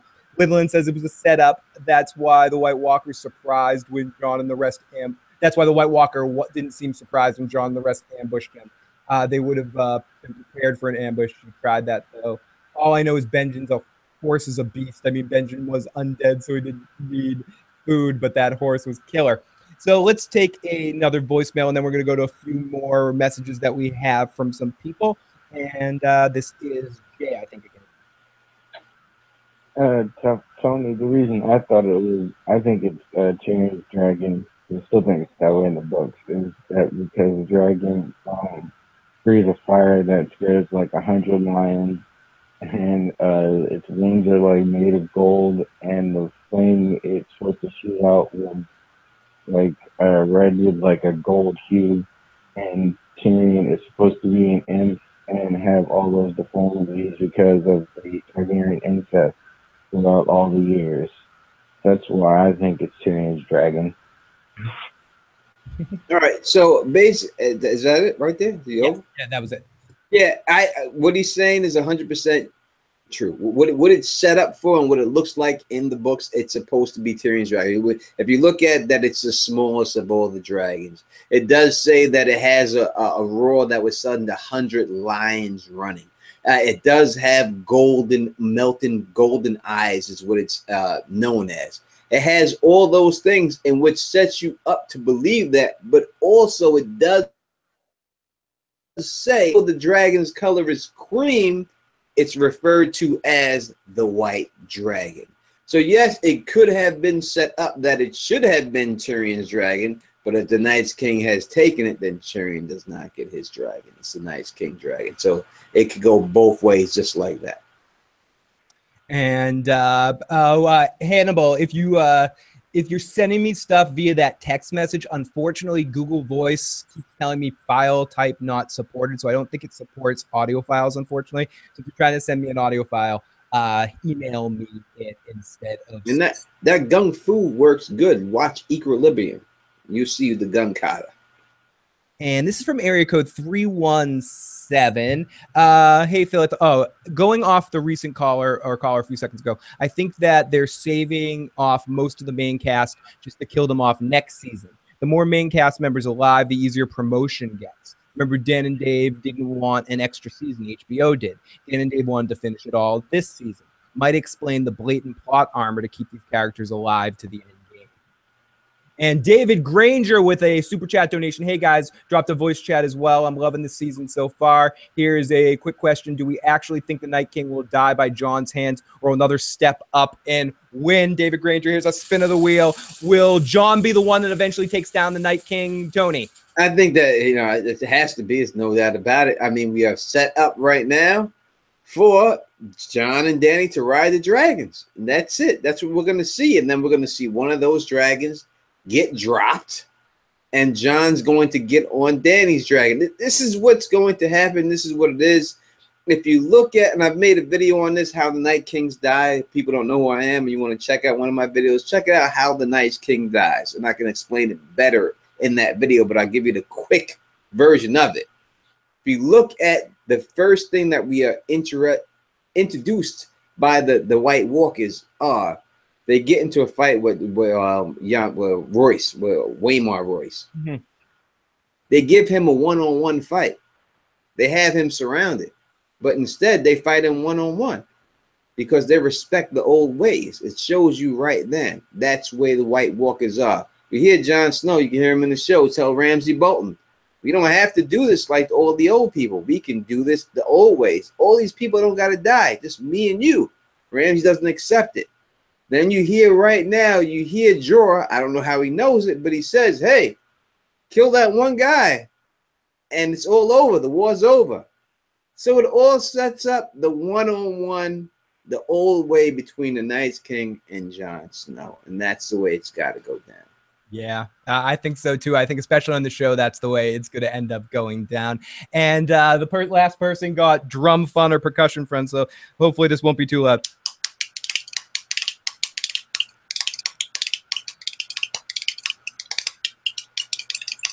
Okay, that's it. It's late at night here, and I have people sleeping here, so I can't play. He can't do it. He's married now. I can't wake people up right now. I can't just start. Yeah, go crazy.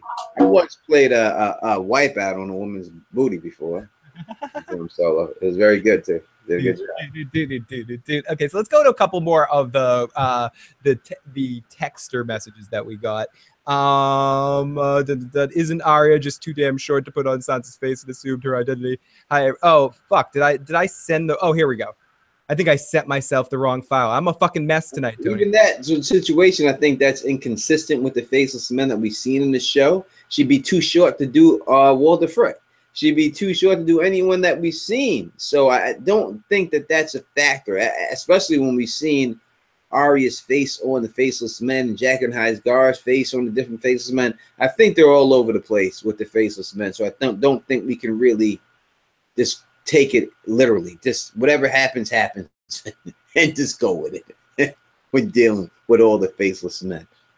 Now, this is a question. Does anyone else feel like Tyrion, and this is from Alan Bird, does anyone else feel like Tyrion is playing Dany? I mean, he had bad battle plans, which placed Dany at a disadvantage, asking about her succession and going to give a wife to Cersei. It just seems like Tyrion's been to get rid of all Dany's allies. He didn't want her to rescue Jon because he wanted them to die. So then he set up, could he be Dany? He's hoping Dany gets imprisoned or killed. I fully expect her entire army to be bombarded with wildfire and bombs and have scorpion bolts targeted both dragons. And I'm just asking if she wants to succeed her. Now, do you think Tyrion's playing a deeper game and really being antagonistic towards? I don't think so personally. I would love it if he was. That would be great. That would be a twist that I would expect George R. R. Martin, from what I've read the books, to do. That Tyrion is a Lannister. He's been the guy who has truly been a Lannister. If you look at throughout all the seasons, he is the Lannister. Jaime, Cersei, they all reap the benefits of being a Lannister, but when it comes down to it, do what you have to do to be a Lannister, they don't do it. Jaime doesn't marry anybody. He goes and he gets on the King's Guard and everything else. Cersei, when Tywin asks him, "You're gonna marry Loras?" "No, I'm not." She fights him. When Tywin goes to Tyrion, "You're gonna marry Sansa?" He steps up to the plate. "I'm doing whatever I have to do for my family." He's always there for his family. So if they use that twist, that would be great. But I don't think they're gonna. We got 3 super chat donations in a row. David says, "Hey guys, if and when Dany and Jon have sexy time, do you think the dragons will mate and produce eggs? Jurassic Park style? I sure fucking hope so. That'd be awesome." Aaron says, "For Tony, 1-on-1. Oh, Aaron wants a 1-on-1 time with Tony. And we also have one other super chatter that was before that. Let me make sure I get them as well. Who was that? And then was that David Granger again? "Hey guys, dropped." Oh no, we already got David before. But David, thank you so much. I'm like, fuck David, we already got him. It was just those two. It was David two times in a row. So fuck you, David. You're fucking amazing. That's 2 super chats. I owe you fucking 2 more spins. I gotta do 2 more spins for you guys, and I'm getting that goddamn wheel.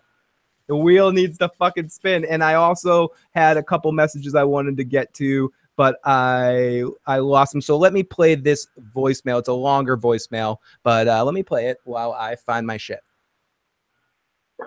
Hey, Phil. Hey, Tony. How's it going? Catching the show a bit late. Wanted to give you a call. I love this episode. I wish they would have given us another episode of the Suicide Squad, but it is what it is. 2 quick points and a question. First point, things seem to be moving pretty quickly toward the end of this season, as far as like getting to a certain point, whether it's storybook point or book point or TV show. I'm not too sure. If Dany and them are probably going to get it on, it's probably going to be in the next episode, so they can end it with the finale, so that they don't have to deal with it too much, in the last season, probably only because they're going to try to either build on or build them apart. If, it's just good storytelling to either have the love threatened or the consequences, like of the relationship or whatever. Second point is Euron is going to get what he wants, and I think it's pretty interesting. They made a point to have him in the books pay the Brotherhood to kill his brother, but in the TV series, Euron didn't do that. So I'm wondering if he's going to hire, not the Brotherhood, sorry, the Faceless Men to go after Cersei or something, you know, to take care of that situation. But who knows what's going to happen with that. But the question I have is, as we get within the last season, you know, and there's spoilers everywhere and everyone's making up their own fan fictions, but as we get closer to it, do you think it'll be a consecutive story, like arc, or do you think it's going to be every episode is going to be an hour, hour and a half of just WTF, WTF, WTF? You know, like we're going to get story, but like what if it's an hour and a half of just the best they can do across all the board times 6 episodes? And what if, you know, the last, you know, it could be a great story mode and they're trying to trick us to this like classic TV stuff. What if the last 45 minutes of the last hour and a half episode is, you know, Game of Thrones as we love and hate it for the last 6 seasons, where it just completely guts us. Like we're just completely like the show ends and we end. We're just emotionally dead. like there's no, you know, because like I don't think Martin's told them everything, but he told them enough to where spiritually is the successor of the book. But like, what if they just really decide, you know what? We're just going to take the fans for a massive ride, and at the last 15 minutes is, oh, okay, by the way, you checking out? Here's your hotel bill. Here's your emotional checkout on everything you thought you weren't going to do. So can't wait to hear you guys discuss it. So Good call, my friend. Very, very detailed. Good question. Good points. So ultimately, do you think that because they know the end point of this entire story, they might not have known all the details to get there? Do you think by them knowing the end point, are we in for a George Martin kind of ending to this all, even on the show, that's going to be like you were saying earlier, like something that's just makes you feel like someone reaching into your fucking soul and squeezing? Are we leading to that kind of ending, Tony? Well, first I want to say that the fact that people really believe that he didn't tell them the ending is ludicrous to me. They paid this man millions of dollars. They didn't smack him on the ass, tickle his taint, and send him on his way. They paid him millions of dollars. They didn't pay him for the false ending. They didn't pay him for the beat around the bush ending. They paid him for the full fucking ending. That's what it's going to be. He's going to have, they have the ending. They know how it ends. They know the whole books. The only things that George R. R. Martin, they don't know are the things that really, if you're a book reader like me, that I'm interested in. But the big plot points, Jon Snow, Daenerys, the people, Cersei Lannister, the people that's on the Iron Throne, all this shit is happening in the books. That's why it's going down like that. And I think that it comes down to the point where you may not be happy with the ending. And when you have a situation that George R. R. Martin has, where it takes him a while to write books and people have time to theorize stuff, it's different when people can think of it and someone already thought about that ending, then you just heard the guy come up with it himself. And I think that's probably exactly what's going on here. So I don't know that if people are going to get what they want in the end, when it's all said and done. I think that it could just be a bad situation. Hopefully not, but I think that it's quite possible that it could go down that way. So let's play this quick message from Jay. Okay, in order to make up for losing Tyrion's dragon, they need to have Drogon and Rhaegal mate at the end of the season. And then in between this season and next year, they need to have like 2 to 3 years pass by. Because Tyrion's like a dwarf. He doesn't, like, the dragon doesn't need to get that big for him to ride it. So it needs to just enough time for it to get big enough so Tyrion can ride the third dragon, and they can give Tyrion his dragon back. All right, that's what needs to happen. They just need to do it. So will we see any, before the end of the series or the end of the book series, will we see any more dragons besides those 3 in the world of Westeros? No, not at all. I know people want to see Tyrion on a dragon. You want to see this. Look, you got him in the battle. You got him chopping off somebody's leg. That's what you got. That's all it is. There's no more. There's no Tyrion dragon. What you see is what you get. You can see the ending yourself. Just look at it. It's not hard. I mean, you could see it plain as day right now how it's going to end with the main characters. Only question is, who is going to be on the Iron Throne when it's all said and done. And I just can't, me personally, I can't see it being Jon Snow, and I really can't see it being Daenerys. So, and that, I just don't know what the whole Targaryen bloodline, what happens. Does it end with them, if that's what they're going to do? But I really can't see any of them sitting on the Iron Throne, unless if it was Jon Snow with Cersei, that would be great. But I can't really see it, them being on the Iron Throne. No, that would be too clean. It can't end that clean. Yeah, I won't believe that. It can't just be we beat the bad guys and then they sit on Iron Throne and rule the lands of Westeros as husband and wife. It's not no, that. Jon Snow, he's about to sit down, but then he says, "No, Danny, you could sit," and he stands next to her when he lets her sit right there. And then we get some happy music at the end. It gets some like sick canned laughter. The dragon flies over and shoots fire into the air, and that's it. And there you go. Fade out. So don't stop believing, and it's over. It's great. I mean, that's ultimately where they're going to end it. I had a couple other messages to read, but this is a longer one, and I have it on my other computer here. That's why I'm crouching over here while I'm reading it. Making sense of the dumbest plot since the Sand Snakes, capturing a white to convince Cersei. Cersei, Jon surviving being reborn from the lake is a fulfillment of the Azor Ahai prophecy. Everyone, rightfully so, is hung up on how ridiculous this mission of in Westerosi bastard was. Consider the visions to the mountain shaped like an arrow at the place where the Night King was created. Bran giving just enough info to tell Jon where to go, though Bran knows all. There is a much greater purpose to going on there with these main characters than to capture a white, even though none of the viewers or characters know. We have to look at the actual results. 1, we get the third head of the dragon, Night King, Ice, Dany, Fire, Jon, Ice, and Fire. 2, we get Jon being reborn, surviving the ice, water, and cold because he's a white of the Lord of Light. 3, we get the champion as Jon kills another White Walker and the revelation that if you kill a White Walker, the white it controls cease to be animated.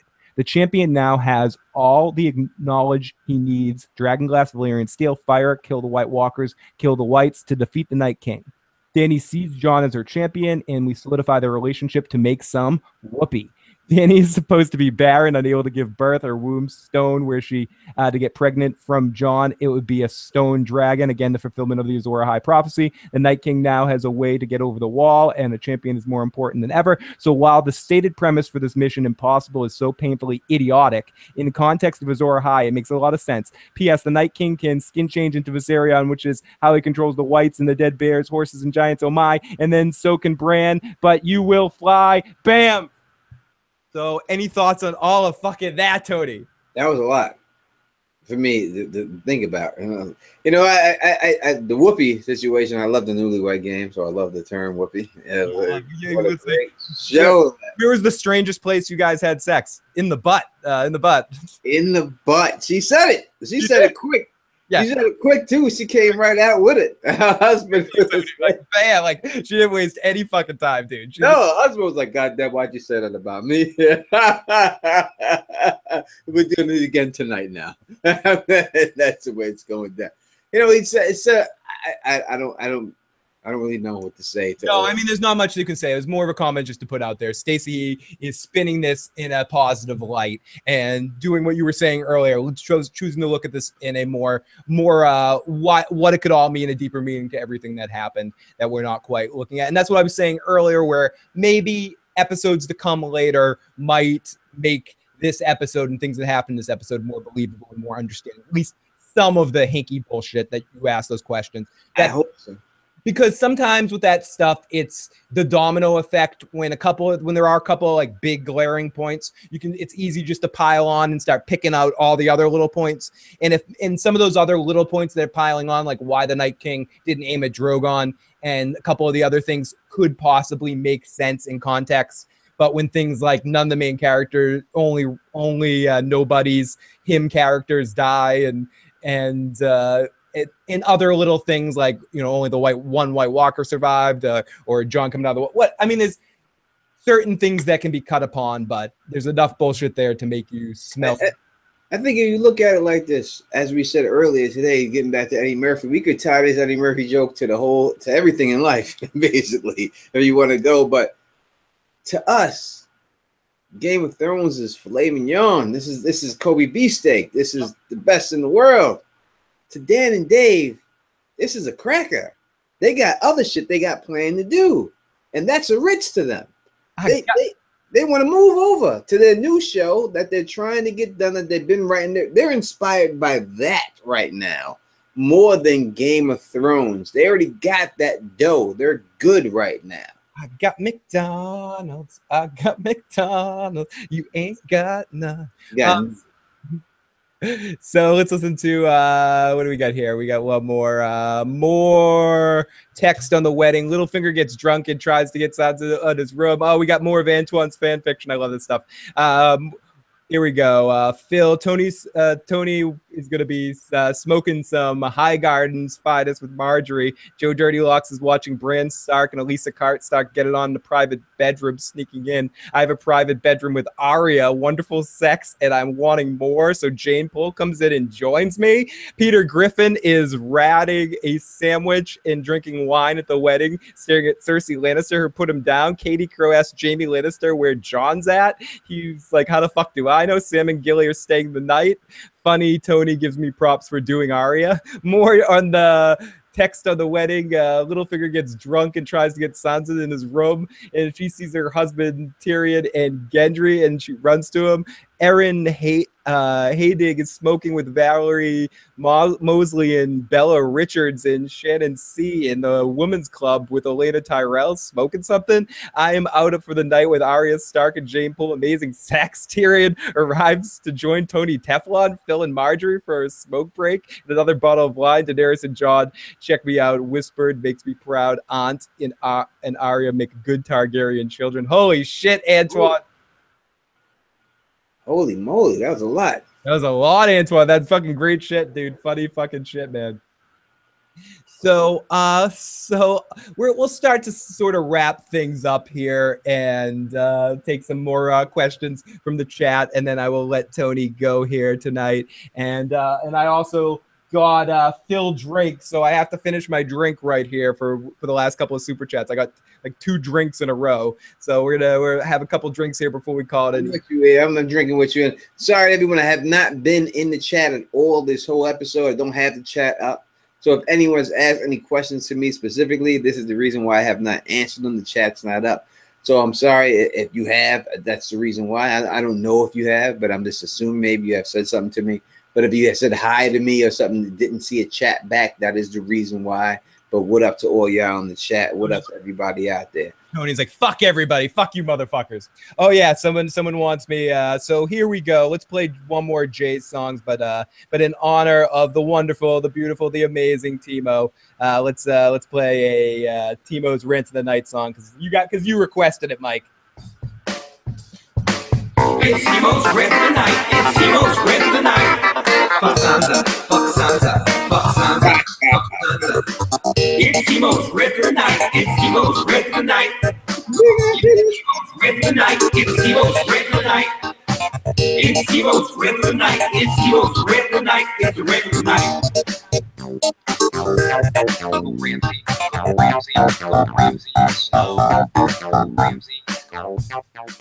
Yeah, that's dedicated to the lovely, amazing Timo. That's her fucking song. So here we go, and let's play one last voicemail for tonight, and this is, I think, one last one from Jay. I just wanted to make this comment for everyone that's saying, why is Tyrion coming up with these stupid plans to get a White Walker to show Cersei proof? I think the plan is the only thing that the writers, Dan and Dave, could come up with, because George R.R. Martin, I guess, never told them how he was planning to make the world know about White Walkers. Or if he did, they thought they couldn't use their idea for some reason or another. So they're having to come up with an idea themselves to make everyone in the story know about White Walkers without them all having to go across the wall. So that's why I think Tyrion came up with this idea. I just think that Dan and Dave can't come up with any other idea in order to prove it to everyone. All right.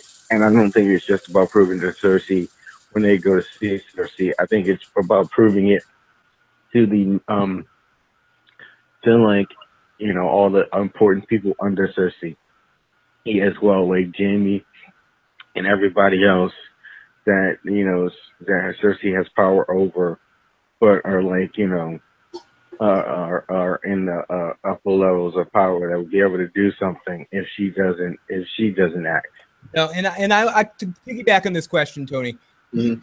Other people, because Sansa got an invitation to this meeting, are other lords from all around Westeros invited to this meeting at all as well, or are we just going to see our basic main characters? We're just going to see the basic main characters. There won't be anybody else that they show in the show. If they do show them, they'll be in the background where you won't know who they are. It'll just be the basic main characters that we see there.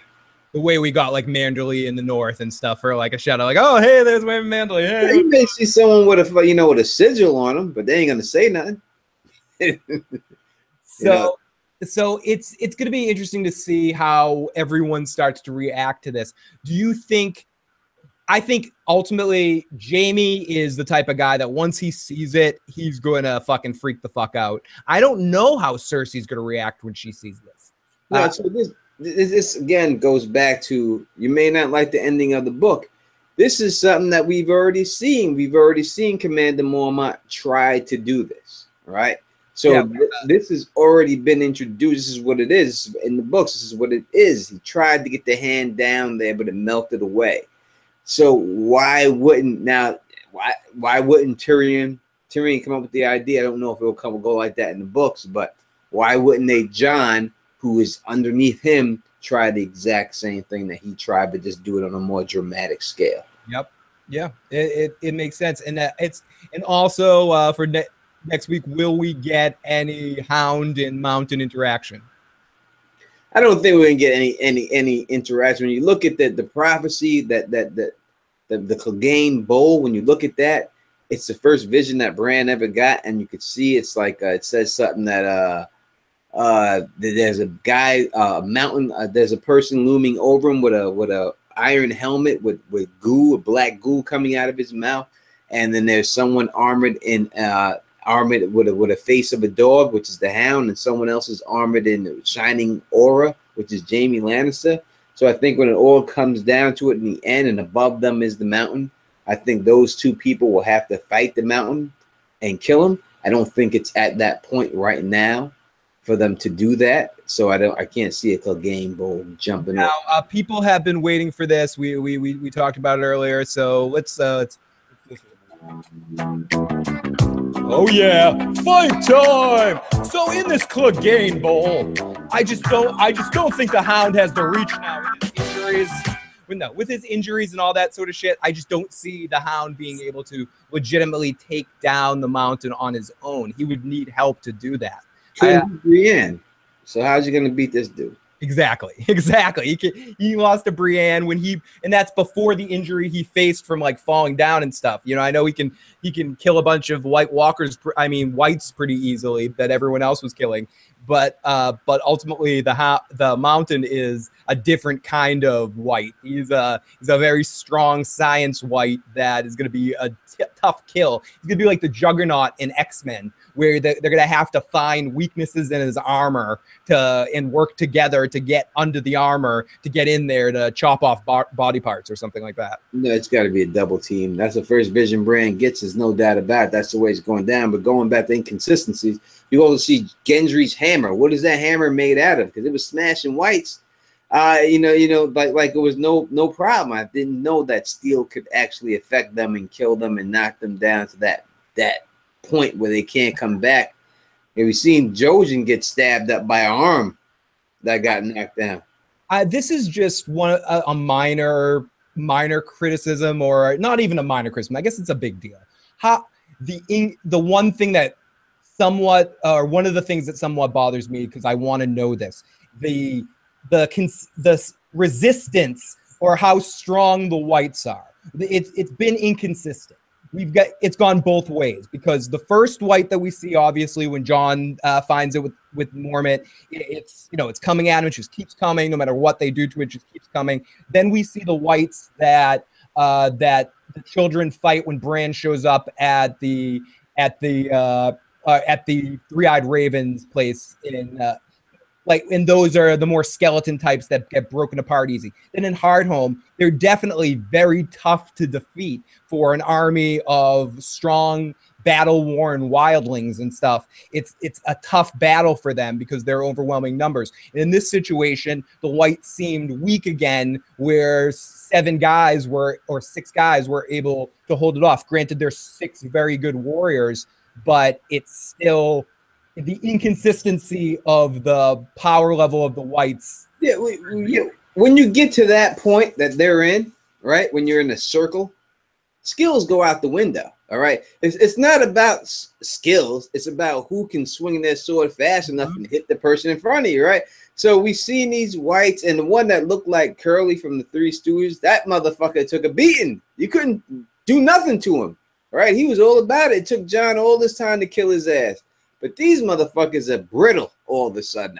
I don't know why, but they just drop. It's just they're like enemies in Gauntlet, the video game Gauntlet. Like when you just like one hit kill things. Warrior I know people are saying don't compare this to Hardhome. It's a different kind of battle. I'm not comparing it to Hardhome. The battle versus what this is. I'm comparing the whites themselves, the strength that the whites have, and it's the same army.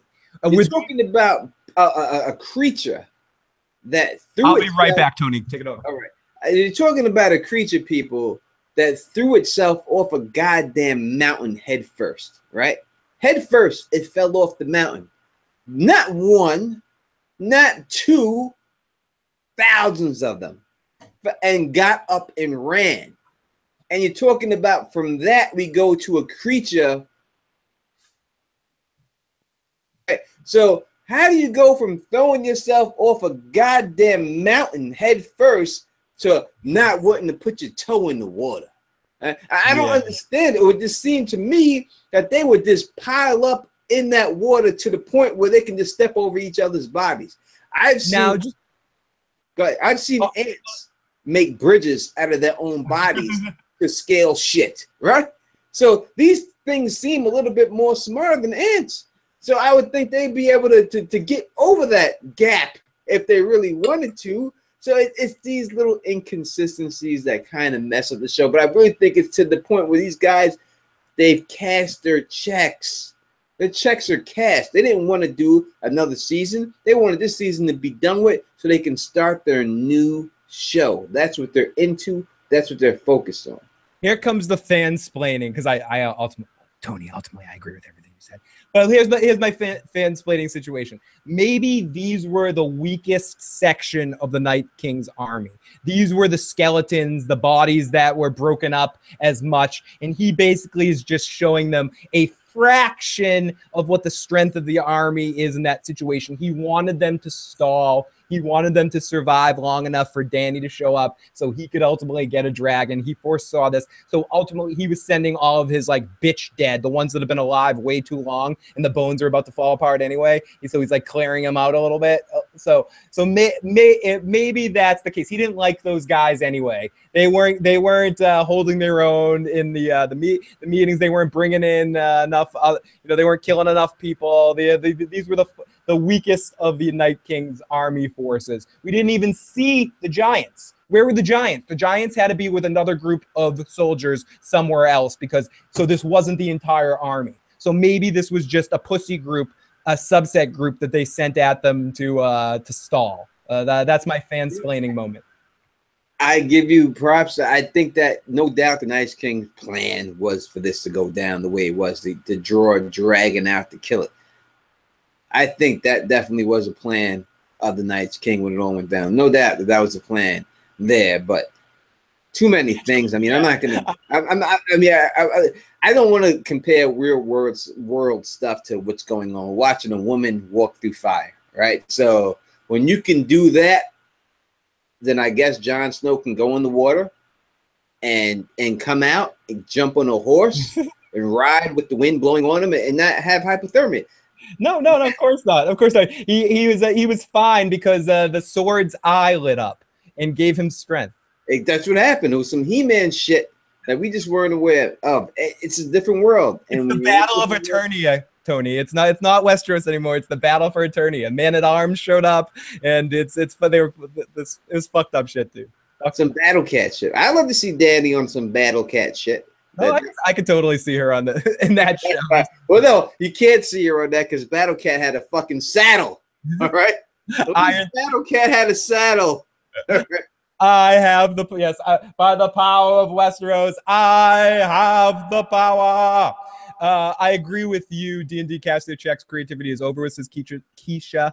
Iron says, did you guys talk about the Longcore light thing? Yeah, we just did. Your great minds think alike. Stark North Magic Cold isn't going to kill them that easily. I also... Wait, that could have been the Eye of Thundera, now that I'm thinking about it.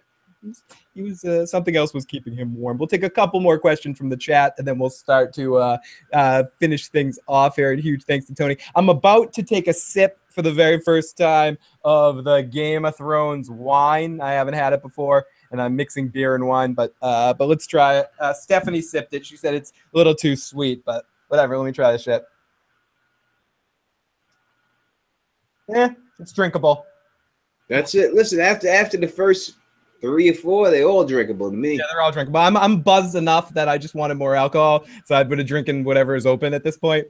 So, hey, Phil, seriously, where the fuck's my ghillie? And someone else asked this, and I know a couple callers have asked this. Will we see Theon in the next episode? I'm pretty sure we'll see Theon in the next episode. You got to. I mean, the guy's been in it from the beginning. I don't know why he's in it. I hate him, but he's been in it. He's going to be in it. Anyone, they will show every character that they've shown this season that's still alive in the last episode. Yep. And Hannibal, what was I going to say? Like I said, anything you sent me on the text message, I can't see that it says file type not supported, but I can play this one, I think. Let me play this one. See if this works.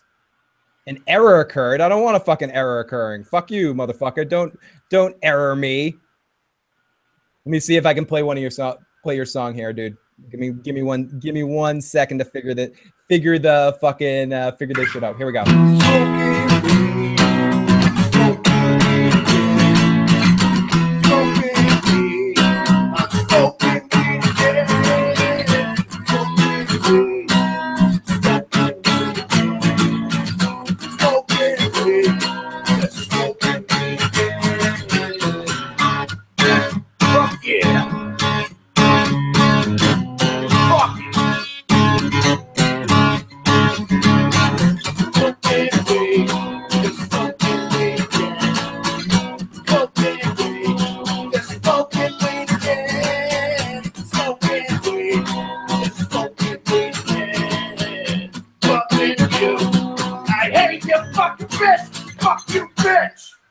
Jesus Christ.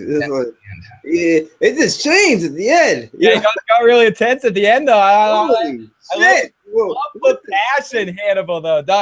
He totally changed the game at the end there, though. That was fucking amazing. It reminds me of my friend. I have a really good friend. His name is Joe. And when we were younger and everything else, and I don't know if Joe still does this right now. I hope not, because he's in his 30s. But back in the day, he used to always go out in the park in Queens, and he'd get drunk. And as soon as he get drunk, he'd just strip naked and just start playing his guitar and fucking making up songs and shit like that. So sounds like my man Joe was on the other side of that fucking guitar right there. Aver says, Phil, just put that in front of me. Lots of love. Thank you, Hannibal, for all the support you give us, motherfucker. You also get a spin of the wheel, which I think I already spin it and it landed on Phil's drink, so I have to take one more drink. Let's take a couple more questions from the live motherfucking chat, and I think we have 1 or 2 more voicemails. I'm keeping Tony. I'm here. We get to go. Yeah, Still got predictions for Mayweather. One more round. The predictions is quick. Let's just so we don't forget. Quick, and we're gonna keep going after this. Quick prediction in the fight, because I know a lot of people don't want to hear us talk too much about boxing. I think it's gonna be. I think it's a win for McGregor if he gets a couple good shots in. I think ultimately if this was an MMA fight, it wouldn't last 2 fucking seconds. In a boxing match, this is gonna last the distance. It's gonna be boring. Floyd's gonna tie him up and not let McGregor get any solid punches in. It's going to be a boring fight, I think. It's going to be Floyd doing that defensive shit he does. And that's it. And McGregor will be lucky if he gets a couple good shots in. I like McGregor better. I'd love to see him win. It's a good story. That would be the best fucking story of it all, which is always what I'm rooting for. The underdog, the big thing, what's gonna like move the needle and make people fucking go, fuck, that's awesome. Like an awesome event. But ultimately, I think it's gonna be kind of a letdown situation with like 12 rounds of just like holding. Yeah, when I look at the Mayweather-McGregor fight, it would be the big story, the big thing that could happen out of it would be Mayweather losing. That's the only thing that could come that would shock the world. The fact that it would have to shock the world should give you enough reason what's really going to happen in this fight. It's really not a fight when you're dealing with someone who has trained their whole life in the craft of boxing. It's basically as if an NFL player or just to say a CBA player went up against an NBA player in the same level as them. You're not going to beat that person. This is what he's done his whole life. This is what he does. We've seen McGregor already lose in UFC, and we've seen him tired in UFC. And no matter what you can say about Floyd Mayweather, whether you hate him or not, the one thing you could say his greatest strength is his conditioning. The man will not get tired. I don't think McGregor has the stamina to last with him. And I think that as soon as, if you ever watched this show called Pros vs. Joes, I used to watch that all the time. It'll be the same situation. Once he starts throwing those punches in there, it's a different level of aggression. You have a time to rest in UFC when you grab someone. With boxing, there's not that much time to rest. In 3-minute rounds, dealing with that, 12 rounds over 5 minutes, 3 rounds of 5 minutes. And I've seen McGregor puffing and puffing in the second round. I just don't think he has the stamina. There's just no way he's going to get knocked out. And I just don't think Floyd would risk losing his legacy in a fight like that. He knows that he's going to trade fists with him. Because if they trade fists, yes, Connor's going to win. But I don't think Floyd's going to trade fists with him. I know, even if he did, I don't know if he can keep up with him trading fists. I don't think he can land it hard enough. Conor McGregor, he's not going to be able to take what Mayweather has to give him. And I don't think Mayweather's not going to go. It's going to say, "Hey, hit me, I hit you. Hit me, I hit you." But he talks so good. But he talks so good. It makes you want to believe in him because he's such a good shit talker with that Irish fucking draw and the shit talking. He took it.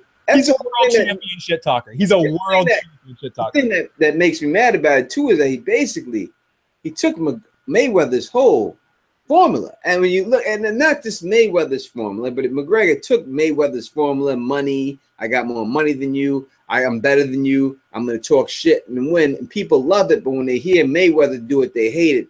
That is all goes back to the Nature Boy, Ric Flair, back before him. When you look at Muhammad Ali, he'll tell you he took his style from Buddy Rogers. He watched wrestling. He watched the way they talk. I'm pretty. I'm better than everyone. That's what Gorgeous George. Gorgeous George. I was just about to say Gorgeous George. That, and he brought that to boxing. So we see this is the same exact situation that's going on here. What McGregor has done is he's took wrestling ways and he's brought them to boxing. It's no different. And he has a good, but it's better for guys who talk shit like that to win, but he's in over his head. But the man knows he's paid at the end. And that's all he really cares about is the money in the end. And he's doing the right thing because I do it too. I don't care who I'd have to fight. There's no one you could tell me, give me $200 million, I'll fight anyone in the world. I'll get me in the ring with Ivan Drago and Kleber Lang. Anyone. Both of them. I'll fight both of them. No one you could tell me I'm not getting in the ring with. No one. Yeah, you pay me enough, like for those few seconds, I'm gonna get my ass kicked, and then I will pay for the doctors. And then I'm going right now. I'm going as soon as I feel the win. I'm dropping. It's called the curl and the ball strategy. I'm gonna win. You know, fucking. I'll make them a YouTube highlight they can be proud of. You know? I'll drop so fast, but you ain't gonna find me because I'll be on my own private island chilling. A couple people say shit fight, waste of bandwidth. They have to hype this fight up. It's just going to be age might play a factor. That's what people are hoping, that the people that want Conor to win. But I mean, I think Conor is a fucking amazing athlete in his sport, and he has lost, but he's come back and come back from a lot of his losses. If this was a UFC fight, he'll last longer in a boxing match than Floyd would last in a UFC. I don't know about that. See, that's Because I think when it comes down to it, if you look at a lot of the people in the UFC that have dominated, they've been like boxers, right? So if Floyd was able to just learn some basic don't get taken down technique, I think he could do it. Chuck Liddell was a boxer. He did very well. He's basically a boxer. He did very well knocking people out. Conor McGregor is basically a boxer. Silva is basically a boxer when you look at it. They're not a lot of strong ground game. I think a lot in the beginning of the UFC with Dan the Beast and all that dudes and Mark Coleman back then. And those guys were more grappled. And those guys were dominant. But I think that when you come all along to this era, John Jones, Bones, and these guys, they're basically more boxers, and you're seeing a lot of guys get more knocked out. And I think that's what's helped the UFC's popularity of the knockouts more than people laying on top of each other. I know it probably wouldn't happen, but if he actually agreed to fight in the UFC, like after this fight, because he's talked a little bit about saying that he would do it, that he'd get in the octagon with him after this, like took a year out and kind of trained for that. I would have not that I don't have respect. 49-0 is nothing to not have respect for, but I would have like a next level respect for Floyd Mayweather if he after this fight was like, okay, you stepped in my ring, I'll step in your ring. He ain't doing that. No way he's doing it. No way. I agree. No way. This is what in boxing. This will be my last comment because I know people want to talk Game of Thrones, but what this sets up, and this is the whole. I'll tell you the deal. This is what it is. Mayweather beats McGregor. He's the biggest star out there to generate enough money. We have a real fight that's happening a week later, which is Triple G Canelo Alvarez. So what this sets up is the winner of that fight will fight Floyd Mayweather for the biggest money fight of them all, which people hope is going to be Canelo Alvarez because he's the bigger draw. But that is what it's really setting up for. I guarantee that when this fight's over, Mayweather win, the winner of Triple G Canelo Alvarez will get the fight with Floyd Mayweather. So, and we'll end things right there and stop the boxing and UFC talk right there. So, everyone, sorry about that aside, but it is fight week. So, fight week. So let's play one more voicemail from Jay here, and let's do. Also, I would have made Rhaegar go rescue John instead of it being Ben. I would have just made Ben somehow. Rhaegar pieced the fuck out of there, right? He just was like, fuck you. He seen that shit. He's like, fuck yeah. I'm out of here. I don't know where you got to go, but you can't stay here. You got to go. He turned into what character? Is it the Pink Panther? Exit stage right. He's like, get the fuck out of there. Exit stage right and further even. That's not the Pink Panther, but it is a panther. The panther, like what character is that? It is a panther. It's not the Pink Panther, but I know he told it's a pink character. It's a pink character. Right. It is like a panther, but it's not the Pink Panther. But I know exactly who you're talking about because I used to watch Hanna-Barbera or the Super Adventures where that guy was on there, and I could hear it in my head, but I can't think of his name. Let's play this one. I'm just like Snagglepuss. Snagglepuss. Someone said Snagglepuss. It is Snagglepuss. So he can beat him that way or something. Because Ben can't go beyond the wall anyway because he has like dragon glass in it. He can't go beyond the wall for the same reason Night King can't. He was like reborn by the children of the forest with like that dragon glass or something. So he couldn't have gone with John anyway. So it would have been cooler if Rhaegar saved him. And it should have been Rhaegar anyway. I hear what he's saying. It would have been cool, but it gets to the point where if you're giving stuff away, as I said earlier, if you have Rhaegar save Jon Snow and he just happened to be the one dragon that stayed back and saved Jon Snow, it's too much. You know what I mean? Even though they've given away his whole birth and everything else and all that, we know what that is. I think that would be the reason why they did it. Would it have been better? Fuck yeah. Fuck yeah, it would have been better. I mean, if Rhaegar would have just dropped his big-ass claw and just dragged them out and just carried them off. What movie? That's the Lord of the Rings. We would have seen that right there, right? But it would have been a situation like that. But, yeah, I do agree. It would have been better, but I think the reason why they didn't do it because they would have gave too much away. So one last call from Jay, who left the second part of that question, and I think this is it might be boxing related here. So, hey Tony, I just wanted to say that even if Floyd stand there and trades punches with him, Conor will not be knocked out because Floyd has no punching power. you're thinking that Floyd Mayweather is Roy Jones Jr. or Mike Tyson.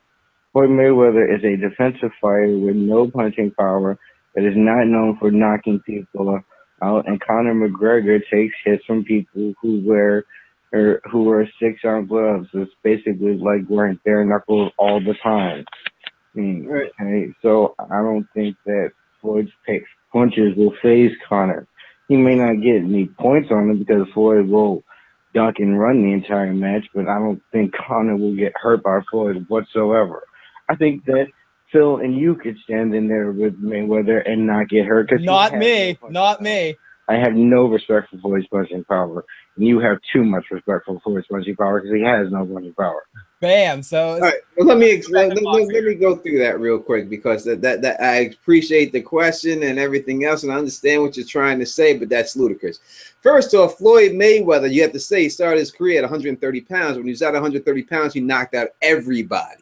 Anyone who came up to him, he knocked them out cold. Then Floyd Mayweather had hand problems. He started getting brittle hands, so he had to go to bigger gloves, and he stopped knocking people out at the time. But when it comes to the bigger fights, you see he does knock people out. Now, when you're dealing with boxing versus UFC, boxing is a striking sport. So I would think that boxers know how to use their hands and know how to put more leverage behind their punch than any UFC fighter. I looked at the people that punched Conor McGregor in the face and wobbled him. When I watched the way their physical body throws the punch, it's nothing in there that does not make me think that a proper boxer who knows how to throw a punch much better than a UFC fighter, if he hits him, he's going to knock him out. The smaller gloves favor Mayweather. That's why he agreed to smaller gloves. He's not dumb. He's not going in there to lose. He doesn't. That's the reason why Floyd Mayweather, when you look at him, he hasn't fought in a lot of younger boxing guys like Earl Spence or something like that, because he knows he's not going to be able to deal with them. He can deal with this dude. That's why he took the fight. That's why he agreed to all these things. These other stipulations he's doing is to build the fight. If you want to watch a movie that will tell you exactly how this fight's going to go, please watch The Great White Hype. Watch that movie, and you will see that this has played out exactly as that movie has. From day one, you hear Mayweather coming on there. I'm not as young as I used to be. He's younger than me. He's bigger than me. He's this. He's trying to build you reasons why you make you believe this guy's going to beat him when he knows it's impossible for him to lose this fight. I mean, obviously anyone can land a shot and win. Conor McGregor is not known for taking a punch. He's been beat down. I've seen him beat down and turn right over on his back from a shot. Guarantee he knocks him out. And if you look at boxers that have fought UFC fighters, you've seen both sides. You've seen James Toney, who didn't take it seriously and get taken right down and taken right out. But you also seen a 47, 48-year-old Ray Mercer knock out that Silver Lake champion who was UFC champion for a long time in 10 seconds, the first shot he hit him with. So it goes both ways. So it's really hard to say, but I would say if Floyd Mayweather wasn't UFC, he has a chance to land that shot. He's a boxer, and I think if he hits him, he'll wobble him, he can knock him out. You'll see Saturday night. Guarantee it. It's pretty obvious what's going to happen here, but I understand what he's saying. But Floyd Mayweather was known. You could look at Sugar Shane Mosley. You could look at Manny Pacquiao. You could look at Roy Jones Jr. These are all guys who knock people out earlier on in their career. Floyd fights defensively because he has to. I don't think he's going to have to fight as defensively as he does against boxers, against this guy. And I think Floyd's going to put the pressure on him and knock him out, because I do believe there's a lot of guys that Floyd could have knocked out, but he decided to be cautious and didn't knock them out.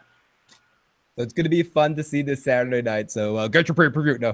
No, but yeah, it's gonna be a fun fight either way, just to kind of see the spectacle of it. So let's listen to this. Say anything? No words on that voicemail. But so we're gonna start to wrap things up. A couple more quick questions. Do you think that Ghost will be by John's side in the Dragon Pit, Tony? No, I don't think so either. No Ghost. He's not going to have time to stop at Winterfell. No, it's over. It's over for Ghost. Ghost is done. You ain't gonna see him no more unless it's some factor that John lives out through him at the end of the show, that he lives a second life in Ghost. That's the only time you're gonna see him. If he's not, then you'll never see Ghost again. Similar question by Ian. Will John and Danny stop at Winterfell next episode? Will John return to Winterfell at all this season? No, I said from the beginning, not this season. I said from the beginning of the season, there's no time for him to do it. He's going to Dragonstone. He's going to the war. He's going right to King's Landing. He's not going to. You're not going to see him back in Winterfell. Will he go? Will he ever make it back to Winterfell? I think he'll make it back because they have to have him there. Eventually, he's going to have to run into his siblings. But I think it undermines Sansa's power if he comes back. If he's, if Sansa's got something to do and she's going to kill Littlefinger, do anything, she has to be in total control to do that. Can't have Jon Snow come back and then she has to ask his permission. It would just ruin the character for Sansa and them. So I think they have to play that out. Do you think we'll see Nymeria again by the end of this season, or not till season 8? Nope. You got your fan service Nymeria moment and live with it and be happy that you got it. Never again on the show. Never again. Is Danny going to show up at the Dragon Pit? Yes, Danny will show up at the Dragon Pit, Quixote. I'm pretty sure about that. She'll definitely be there. Even though that army ain't out there for Jon Snow. Yep, exactly. And I mean, Tom himself says, "Long live Sansa," and Quixote deleted his comment. I love that. I love that kind of action by my mods. Someone said, "Long live Sansa," and the comment was deleted. I love it. Somewhere Timo is smiling, Quixote, for you on that one. Littlefinger is in her air because she's in a position of weakness right now. Question, Phil, will Mel return from Volantis with Red Priest and Priestess to help fight the war from the Dawn? Will Mel return next season? She'll return, but not with Priestess and Priestesses. It'll be nothing like that whatsoever. She's coming back for a singular reason, and that's it. So it's but it's not going to bring a bunch of red priest army to start throwing fireballs at the undead like the Children of Forest did. It would be nothing like that. And let's see if we have any more. One or two more questions from the chat. We'll take two more questions if people want to throw a couple more in there. I'll say a couple comments while it goes by until they catch up to us. But if you haven't already, and please check out Tony Teflon's channel. You can find a link to it in the description box below and subscribe to Tony. There's lots of amazing Game of Thrones comments, theory videos, recaps, lots of shit. So definitely check out his channel. Keeps it going all year round with lots of amazing content, live streams, having a lot of other YouTube creators on his channel, does amazing pre-shows, all that sort of shit. So definitely check out Tony. As we question. This may have already been covered on here, but I had a theory that the Night King didn't kill Drogon because he wanted Dany alive for some reason. I'm trying to justify that scene. Talked about that a little bit, but what possible purpose could the Night King want Dany alive for? I don't know if there's a purpose that he wanted Dany alive. I just think that that's the dragon that's going to get changed in the books. So they had to have a reason to change him in the books. Obviously, he should have hit Drogon. That should have went down like that, but this is the dragon that's going to be changed in the books for some reason, and they're just following along the book storyline. So I don't think that there's any specific reason that he wants to keep Dany alive. Dany's not dying. But you would have rather seen Jaime kill her than the Night's King. And they ain't going to let him do it, then she ain't going nowhere at this particular time. And Norseman Bolt says, will Baelish and Theon die? Rhaegar flashback possibly. I think I have a feeling that Baelish will either be leaving Winterfell either in a box or leaving Winterfell one way or another next episode. He can't stand Winterfell and live. Things are going to go bad for Littlefinger. I don't think Starks can stay this stupid for that long. It's one conversation with Bran away from some shit happening. Theon, I don't think Theon will die in the next episode, and I don't know about Rhaegar flashback.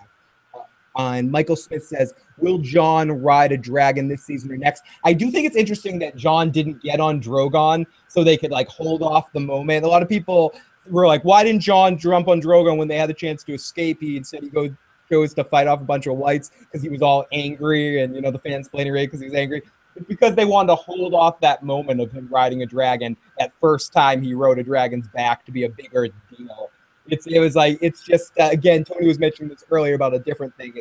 It's some stuff gets left out to leave the surprise for it to happen in television. I think the part of the Valancourt prophecy got left out of the Maggie thing on the show to give the surprise of having hopefully Jamie kill Cersei at some point instead of making it more obvious that one of her brothers was going to kill her or something.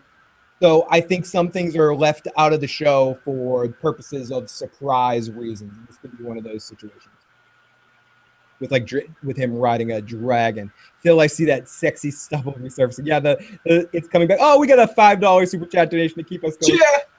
We got all hail Sansa of House Stark, rightful Queen of the North. Hashtag Team Sansa. Love you guys. Love all things. Melisandre is bringing the fiery hand over. Thanks, guys. It's the only flashback that hasn't played out yet. It's the only one left. Hop on Benjamin. There is no room or time.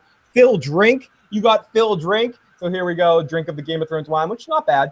It's great, but right now it's a hard time to decide. I'm not a connoisseur. You have the wrong finger. You got to put the pinky up. You got the high finger. There you go. There you go. There we go. So everybody, thank you so much for joining us tonight. Tony, thank you so much for joining me on the live stream. Definitely can't wait to have you back on in the future, dude. But Tony, if I mentioned it before, but if people want to check you out, where can they find you? No doubt. Thank you for having me, Phil. It's been a great time chilling here. Thank you for everybody in the chat chilling with us the whole time. So I wasn't up in the chat chatting with you, but I had to take this seriously. The first time I was here, I had to take it seriously. Couldn't be distracted with the chat, but next time I'll be up in the chat with you. But you can definitely find me, Teflon TV, on YouTube. We do Game of Thrones reviews, we do theories, you know what I mean? Make up my own theories, do that. It's basically what I should say is that we investigate and then we debate Game of Thrones. So if you have an opinion about Game of Thrones or A Song of Ice and Fire, come over to Teflon TV. Check me, Mo Genie, on the pregame show.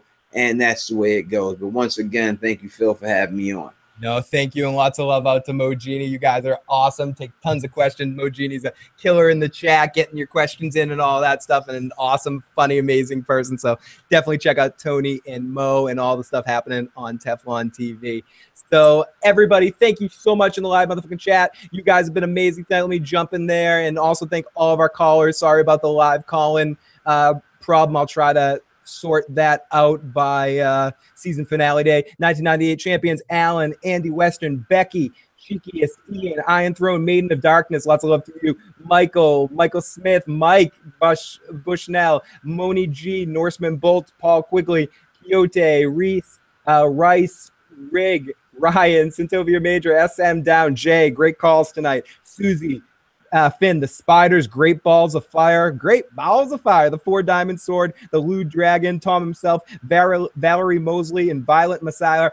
Lots of thanks to everyone that joined us tonight or anyone that checks out this video. Please leave a like and a subscribe if you haven't already, and share your thoughts in the comment section below about what you thought and what you're hoping for the next episode. I'll be on Friday afternoon at about 11:30 in the morning to do my reaction to the trailer and talk about the pictures and the images and just my general silly Friday show all by myself. And then Joe, Katie, and I will be on Sunday evening after the Game of Thrones premiere. Also have a very special video coming out right at 10:30 on season finale evening, coming on right before we do our live show. A little silly thing that myself and Stephanie and Johnny Giants Bane worked on that I hope you guys might enjoy or at least roll your eyes at. So hopefully you guys look forward to that, but it's gonna be a lot of fun. Thank you so much, and we'll talk to you guys next time. And let's pick a fucking song. Let me pick a fucking song to play right now. Let's play this fucking show. Talk to you guys later. Good night.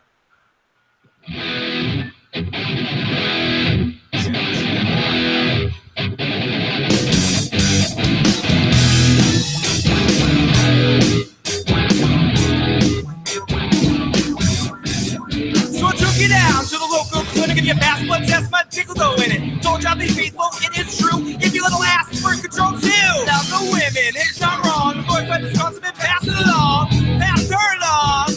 Pass her along. So what type of woman is for me and you? I have a simulation, damn it, it's true. Thirsty, surely blood test to ever get this dick. Condoms are unnatural, and plus they feel like shit. We need a woman we often trust, so we know we fuck her, our dicks won't turn to dust.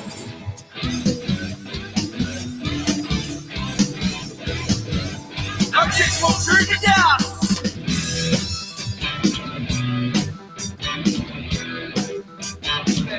Next time you're gonna have to play when I come on here. Come on the market after me.